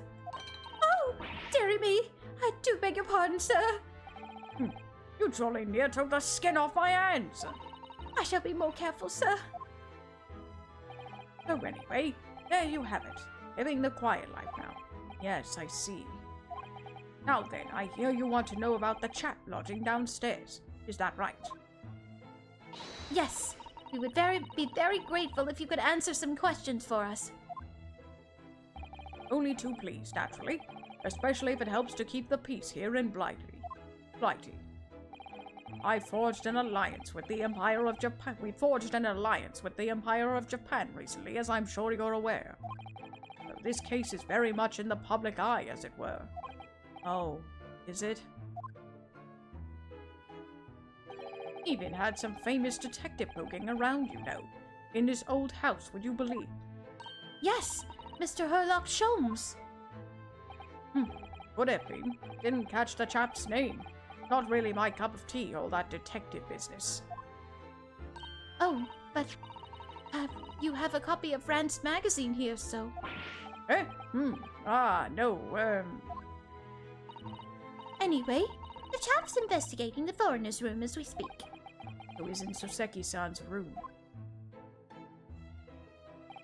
It's a bally nuisance, is what it is. The whole neighborhood's twitching its curtains now. I don't like all this fuss. It's truly unsettling. Alright. About Mr. Natsume. About Mr. Natsume then, Mr. Garadep. Please do tell us. Ah, yes, the Japanese chap. Only been lodging here for a week. Oh, just 1 week? So he moved in very recently then. I have 2 lodgers most of the time. One on the ground floor and one just below us. The first floor room became available a week ago, you see. There'd been... Ah! Dash it all, Joan! Do be careful! Oh, my goodness, I'm terribly sorry, sir! This woman is not very careful, is she? If you want to know my opinion, I thought he was a shady sort from the moment I set eyes on him. Oh? Why? He seemed to have a most nervous disposition, always shaking and looking over his shoulder. The man had shady written across his sweat-soaked brow, if you ask me. I said to myself, Joan, that man is trouble. Sooner or later, he's going to do something untoward. And I'm rarely wrong about anything. They won't be calling this maid as a witness, that's for sure. Was there anything else that struck you as suspicious about the man at all? Yes! Oh, yes, indeed there was! And she's dying to tell us. Alright, what was so shady, huh? Had you noticed anything else at all about your lodger, Mr. Natsume? Mr. Natsume? Oh my word, yes! That man was shadier than an orchard! Would you elaborate? Well, take the man's room. Absolutely stuffed full of books it is. More than anyone could ever read. And he never so much as passes the time of day with another living soul. I haven't seen a single visitor call. Just trots off to that old bookshop every single day and comes back at 5 to light the gas fire. And the funny little man is up long past the time everyone else in the house has gone to bed, too. Oh, I see. The gentleman on the ground floor goes to bed at around 9 each night. But I've never known that Japanese fellow to retire any earlier than 2 in the morning. Ah. Could you clarify something, I wonder? What, pray? How do you know so much about Mr. Natsume's routine? Oh! I'd understood that neither of the lodgers live on this floor of the house. Is that correct? That's right. Yes, they're both below us, on the first floor and street level. Then, how is it that you know so much about the lives of your lodgers? The precise times that they come back in the evenings, for example. Even the times they go to bed. Yeah, that seems a little strange, don't you think?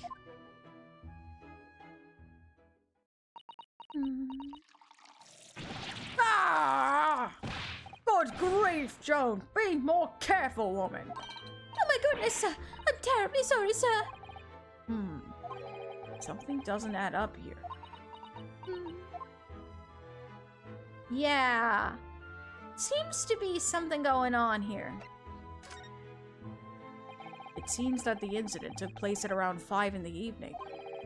Did you happen to look out at the window at around that time? The window?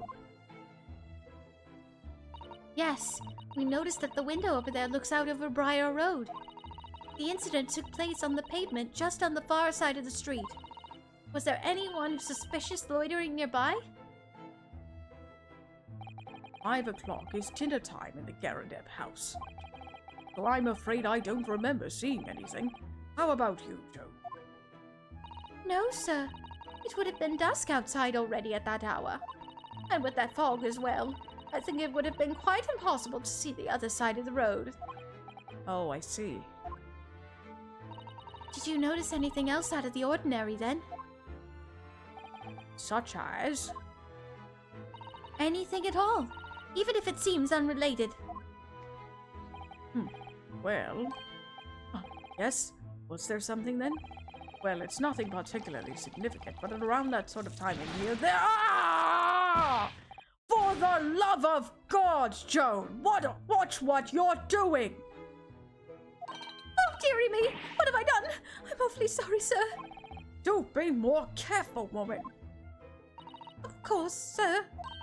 If I may, Mr. Narrow Hollow. Oh, yes? I have an exceedingly good memory, and as far as I remember, nothing of any significance took place here at that hour. Nothing at all. Oh, really? Mr. Garadeb? The way you were talking before, it sounded rather like there might have been.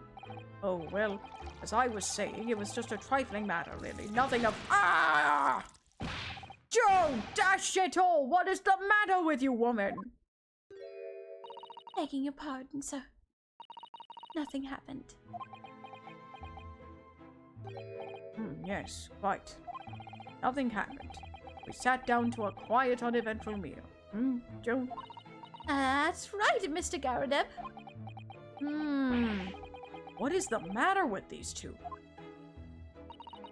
It sounds like something happened here in this room on the evening of the incident. But what? I wish I knew. Something happened here, but what? Could you tell us which floor Mr. Natsume's room is on? Why, certainly. Just below us on the first floor. And Mr. Sholmes is investigating there, even as we speak? Yes. Told me Natsu's name had given him to look into the matter. I'd asked him to look into the matter, so I gave him the key. Mr. Natsume has engaged Mr. Sholmes' service? That's a blatant lie. Would it be alright if we also had a look around in Mr. Natsume's room, I mean? Don't see why not. It's just down one flight of stairs. Who knows if we'll find anything that could help us with the case. We have to try. We need all the clues we can lay our hands on, shall we? Yes, and while we're there, we can speak with Mr. Sholmes again. Perhaps he'll be able to tell us more. Alright. Well, it's about that time. It's about that time. I guess we're going to be talking to Mr. Sholmes now. Woo boy. Here goes nothing. The maid is hiding something, or both of them are. Fair enough, Dark. Fair enough. Whoa!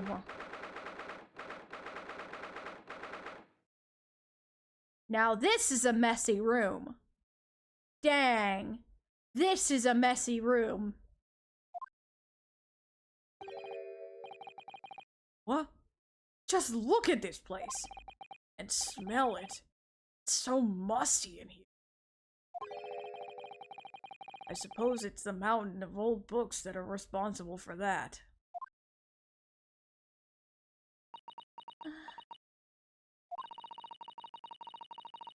I don't think I've ever seen so many books in all my life.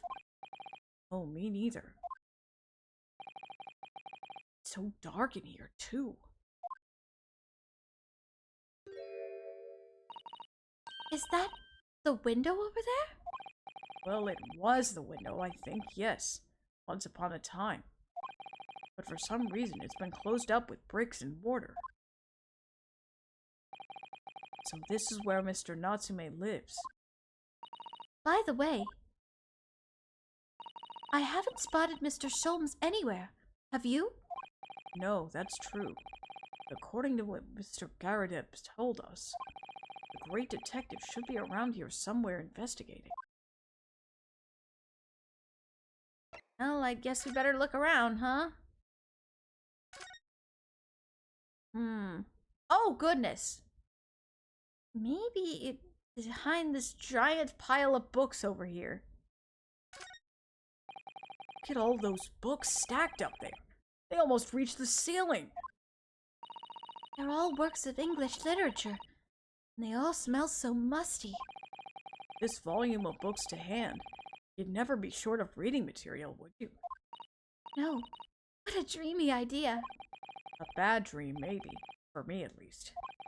Mind you, I don't imagine the book that's at the bottom of the pile now will ever be read again.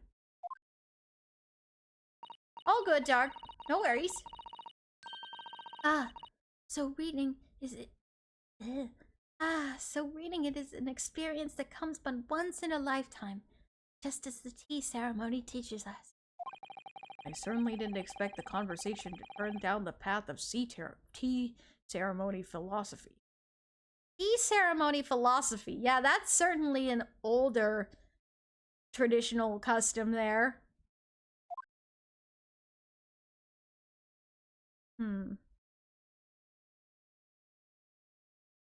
Well, there's a cat here. Kitty cat! Aww! Oh, where in the world is it going?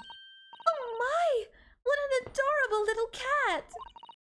Perhaps he's looking after the books while his master is away. I don't know about that. It disappeared into that pile of books as quick as a flash. It was a tricolored Mike, isn't it? They even have that sort of cat here in Great Britain? Perhaps Mr. Natsume brought the little creature with him from Japan. That's made me feel homesick now. Already? We've only been in the country for 2 days.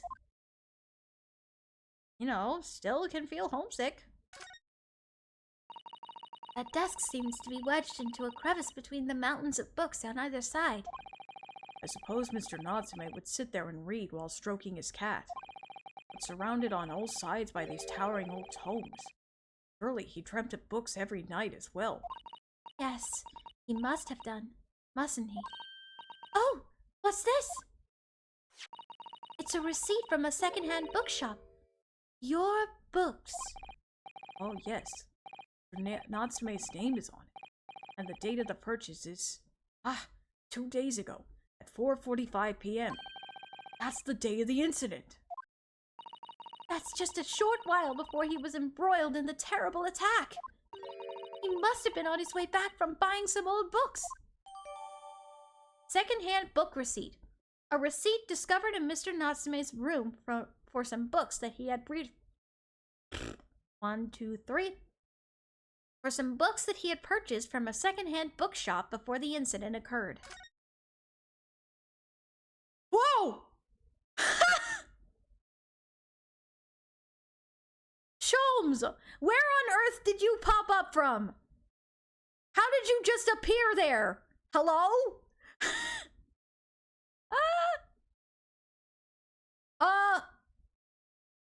Did the random line play? Did the random line play? I didn't hear it. At all.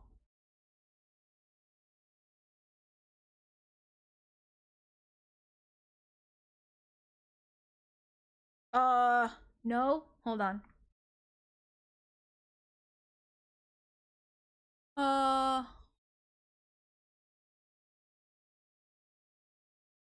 Let's see. Sholmes sitting in the background like a creeper. Yes, indeed. A very strange one, indeed. Well, might as well go talk to him, huh? That's weird. Why didn't it play? Very strange. Ah! Look, Mr. Naruto! Aha! There he is. Where did he appear from? Yeah, where did he come from? He was not there before. How did he get there? Was he just sitting there the whole time? And he was invisible? Buddy. He seems to be engrossed in the pages of an old book. I hope he won't mind if we disturb him. Hello? Mr. Sholmes? Huh? Ah, you two. Good day. Hi! That pose, man. He literally, that's how he says hello. This pose. Hello. Oh my gosh, too funny. Too funny. Must be taking lessons from Drax. Oh my gosh. Now, let me see. Where was it that we met? Oh, Mr. Sholmes! We were together on the SS Buria! Yes, of course, the Buria. And let me see. What happened on that voyage? It was Kazuma Asogi. He died. Tragically. But you were a great help to us. Ah, yes, but of course, the case of Mr. Asogi. It was the one with the snake, wasn't it? Oh! Well, you seem to remember something of it, at least. What an honor to be remembered vaguely by the great Herlock Sholmes. Am I getting a refund since the line didn't pay off? I would, but, it seems that the request didn't even come in, so I can't refund the points to you. I'm sorry.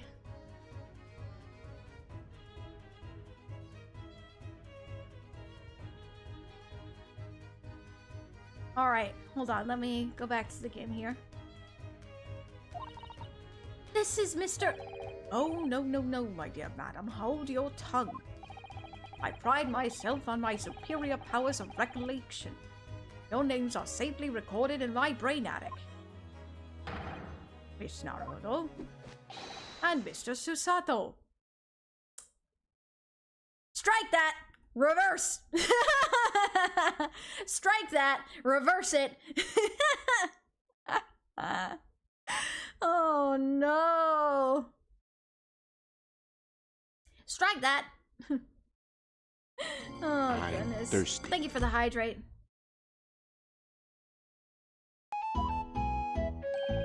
Try the other way around, Mr. Sholmes. Thank you for the stretch as well.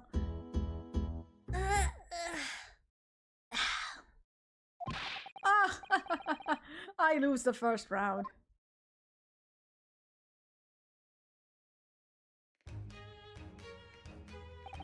In truth, I had hoped to invite you both to my Baker Street suites the day we arrived in London. But some Scotland Yarders ambushed me at the railway station and whisked me away to a crime scene. Wanna see some great recollection? Go meet Shinichi Sholmes. Yes. Yes. It was an entirely trivial case, of course. I solved the matter in no more than 30 minutes. So they apprehended Soseki-san in that short an amount of time? I'm afraid the pursuance of a new case has dulled my recollection of my past involvements a little. A little? It is a mistake to think that one's brain attic has elastic walls and can be distended to any extent. I do my best to forget useless facts, lest they should elbow out the useful ones. Yes, those are my own words of inimitable wisdom. You know, from an adventure titled A Study in Scarlet. Oh, okay. Please, there's no need to quote yourself.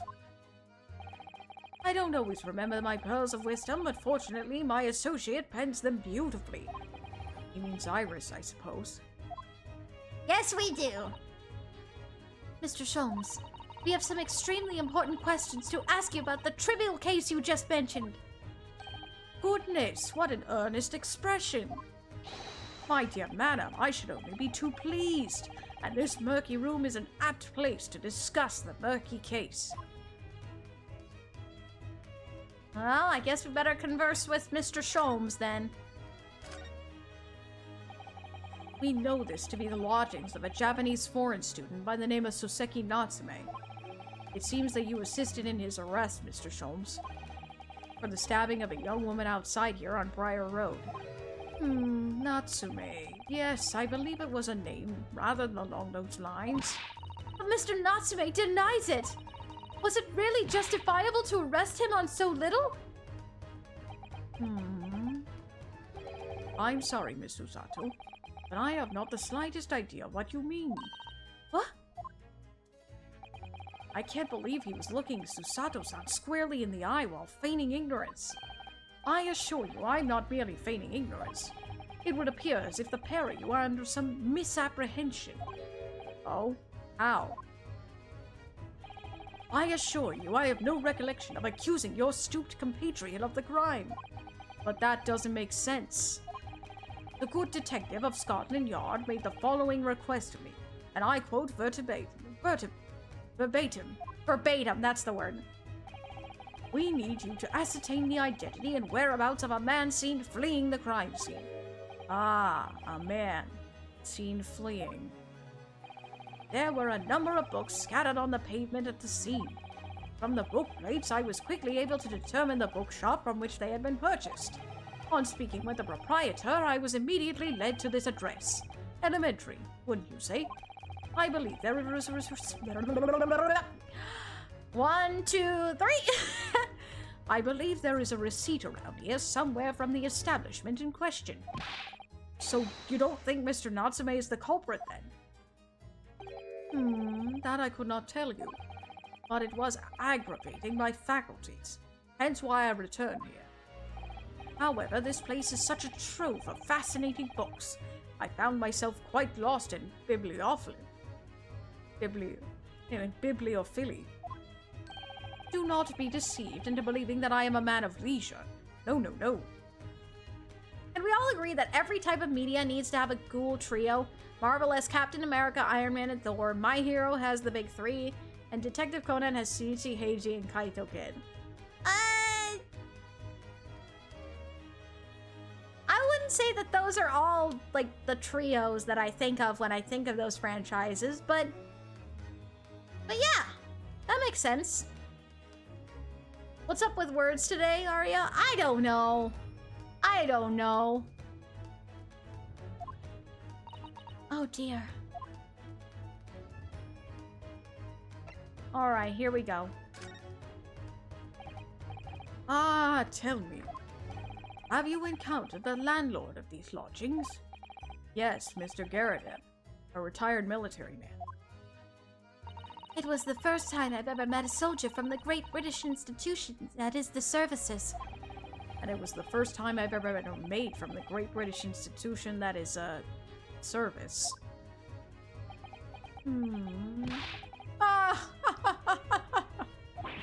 I didn't think it was that funny.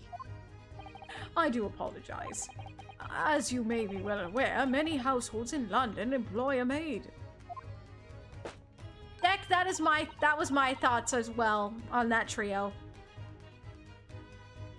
Yes, I read as much in my Great Britain primer.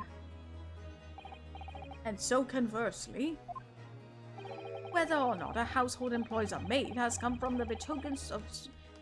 betoken the social standing of those dwellings therein. Betoken their social standing? Sorry? Put simply, my dear fellow, those who employ at least a single maid are considered middle class. Those who do not are beneath that. In the upper echelons of society, of course, households employ enough staff to constitute a large family. Goodness! How extraordinary! As you can appreciate, for those on the precarious boundary between the middle and lower class, being able to afford just one maid is of the first importance. I had no idea. And it is for precisely that reason that I find great stimulation in the situation upstairs, specifically in the retired army veteran, Mr. John Garridan. Oh. Affable as he is, the fellow is hiding something. Whether or not it imposes on the circumstances of this case, I am as yet able to ascertain. I'm thoroughly lost on what he means to say. Basically, he means that he's suspicious of him. And I am too, so I'm with Sholmes on this one. Sholmes is actually kind of making some sense this time. For right now, at least. Sholmes is actually making some sense. For some reason, my brain didn't think of Midoriya, Bakugo, and Shoto. How dare I not think of them? That's fine, Dark. It's alright, really. The dingy room.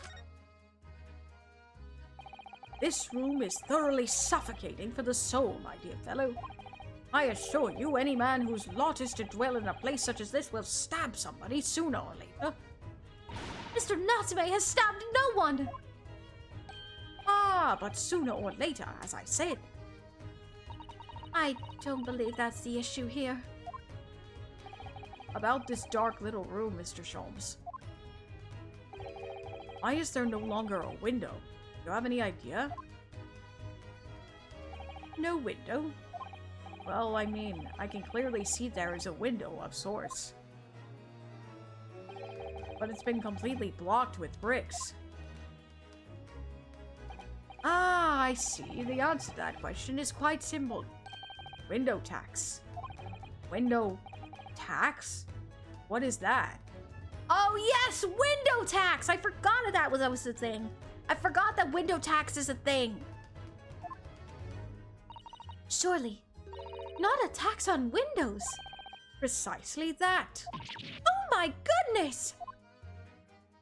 Until relatively recently, a tax was levied on households in this country by the number of their windows. Those lesser means, having inherited a sizable and costly family home perhaps, rapidly closed windows up. While the rich opened windows here, there, and everywhere, in an effort to curry favor with those in power by furnishing them with large sums of tax money. How awful and unjust! Forcing people to live in rooms devoid of light. Indeed, disease was rife as a result. So some 40 years ago or thereabouts, the window tax was abolished.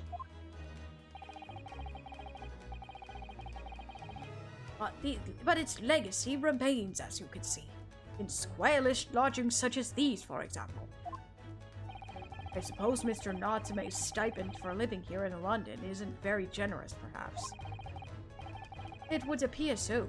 I've done a little digging, and discovered that these lodgings were offered at an extraordinarily low price. Because the room is so awful, I should think. Apparently, Mr. Natsume only moved in here about a week ago. Yes, that's correct. However, I don't believe the low rent is explained by the shabby nature of the accommodation. Oh? Still, that is of little relevance here. A matter not worthy of further attention. Are you sure? I'm curious now.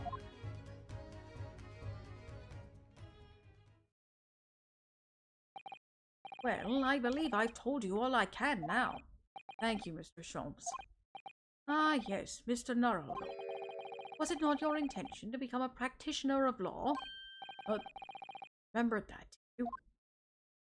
Will you perhaps be offering your services in this very matter, I wonder? To the occupant of this room, Mr. Natsume, is it?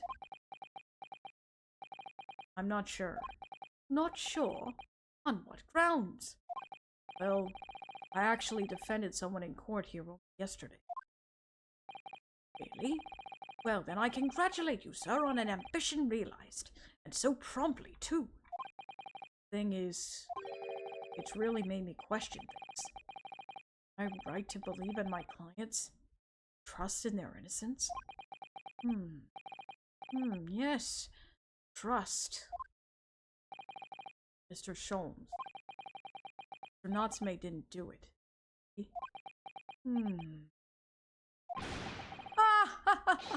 My dear fellow, I haven't the first idea. Oh, but I thought that's why you were here. Didn't you come back to investigate? Ah, yes, that was indeed my initial intention.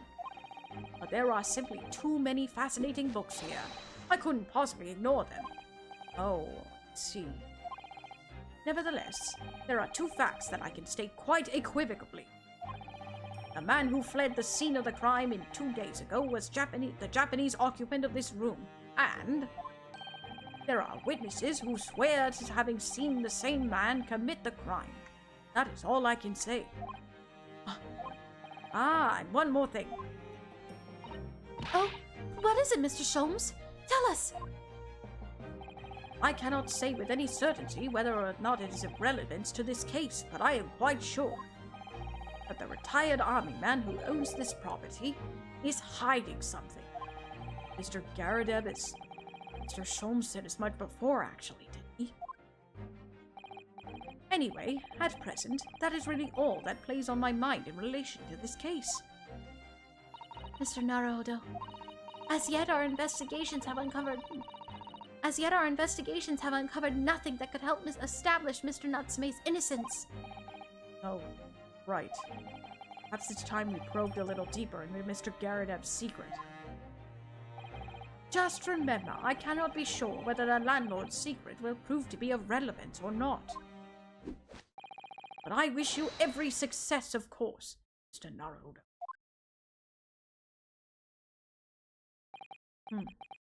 Busy man indeed. Gone back to his book in the corner of the room. Huh. Alright, Sholmes. Definitely not as bad this time. Got used to it. Oh, I see what you mean, Dark. Their first movies were the beginning of the MCU. I see it. Got it. I see. Is it just me, or is Sholmes looking like he grew a couple of brain cells? Maybe he's just better in his home country than he is on a ship with no knowledge of anything. You know? You know, maybe. We'll just see. Anyways. Let's go check Mr. Garadeb's room again and see if there's some kind of secret that he's holding. The 19th of February. Mr. Garadeb's room. Ah, you pair again. Tell me, what's the detective chap? I forget his name. Still hard at work down there? Mr. Herlock Sholmes? Ah, yes, rings a vague bell. All that detective business isn't really my thing, I'm afraid. Well, Mr. Sholmes is in his element down there. Jolly good show. Another cup of tea, if you please, Joan. Now then, why don't you tell me what— Ah! For the umpteenth time, woman! Will you watch what you're bolly well doing? I shall be serving dinner shortly, sir. Huh? Ah, yes, of course. Rightfully rude of me, but I'm afraid I shall have to ask you to take your leave if you're so kind. Oh, yes, of course. We are deeply grateful for all your assistance. Not at all, not at all. Don't get much chance to talk with young foreigners like yourself. Been a pleasure. Best of luck and all that. Perhaps you could see yourselves out. According to Mr. Sholmes, Mr. Garadeb is hiding something. Since no other avenues of investigation seem open to us at the moment, maybe we should do some digging. What? Wait, did I just see something in the corner? I knew it! Gosh dang it, Sholmes, just when I thought you were growing a couple brain cells. What the heck are you doing? Why are you just creepily squatting and staring out the window? This is going to be a running gag. This is a running gag in this series. I just know it. My goodness. What's he doing over there? Mr. Sholmes? Aha! We meet again, my dear fellows. He does it again. What? Buddy. Good gracious! When did you sneak in here? Herlock Sholmes, sir. At your service.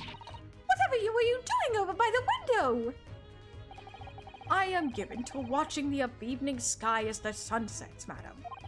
Yet sadly, cheerful as the room downstairs undoubtedly is, it lacks an aperture for such observation. So I took the liberty of borrowing a small corner of space by the window up here. Well, keeping an eye to one's windows at dusk is the prudent thing to do in London, I'm gathering. Ah, and one other thing, Mr. Naruhodo. Oh, Eh? I thought perhaps you might be in need of a certain great detective's great mind. Wait, he's not talking about... Is he? I didn't expect to be going through that again so soon. Do you mean Mr. Sholmes? There is a mighty secret in this modest room. My eyes see even the most trivial of trifles. I take it you're prepared, Mr. Naruhodo? I think so. There is just time enough for one of my greatly admired great deductions. Let's conclude the matter before dark. And you know what? On that note, we are going to save and call it for today, because I know if we get too deep into this, we're not gonna be out of it. Hey, remember how I said that Sholmes grew a couple of brain cells? I take it back! Not as good as Spider Sholmes, though. Nah, not as good as Spider Sholmes. Spider Sholmes was a very unique one. Alrighty, though. On that note, we shall leave it here for today. Ooh, yes, and for precaution, because, I know that if we get into another deduction area, we are going to be stuck here for a while. So, this will be where we pick up next time. Woo! Can't believe it, though. Goodness gracious, this case is crazy. From Mr. McGilded being sneaky and suspicious and possibly planting fake evidence, to him being dead in the carriage as it was burning. Now we have an incident of a woman being stabbed by some invisible suspect. Goodness gracious. Don't go anywhere just yet, everybody. We still have to find somebody to raid today before we have to head off. So be sure to stick Just around when we for the got a raid. good Oop. moment from Sholmeth, his brain cells left as quickly as they came. Oops. Oops. Oh, goodness. Well, hey. At least we had those little pearls of wisdom from Sholmes. You know? Those little pearls of wisdom. That was awesome, at least. Alrighty. Let's go ahead and find somebody to raid today before we head off. Who is live today?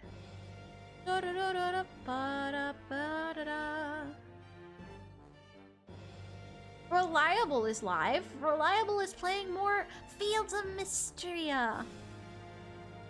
Let's go ahead and give her a raid today for some chill vibes.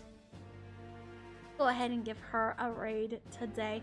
If you're headed over to the raid, which you please type Shazley raid in the chat once we get over there, so that she knows we are there to support her. Also, if you are headed over, be sure to follow all of her rules as you would mine. And once again, as always, have fun. Funny how we mentioned this game and Rely is playing it. Yeah, that is pretty amusing. Alrighty. Tomorrow there will be no stream as I do not stream on Wednesdays, but Thursday we will be back into the fray with Professor Layton and the Azran Legacy. Hopefully, I'm pretty sure we will. We will be finishing the game on Thursday, so look forward to that, everybody. Alrighty. Thank you so much for coming, and I will see you all on Thursday for Professor Layton and the Azran Legacy. Bye! Stay sharp, Shade Slayers!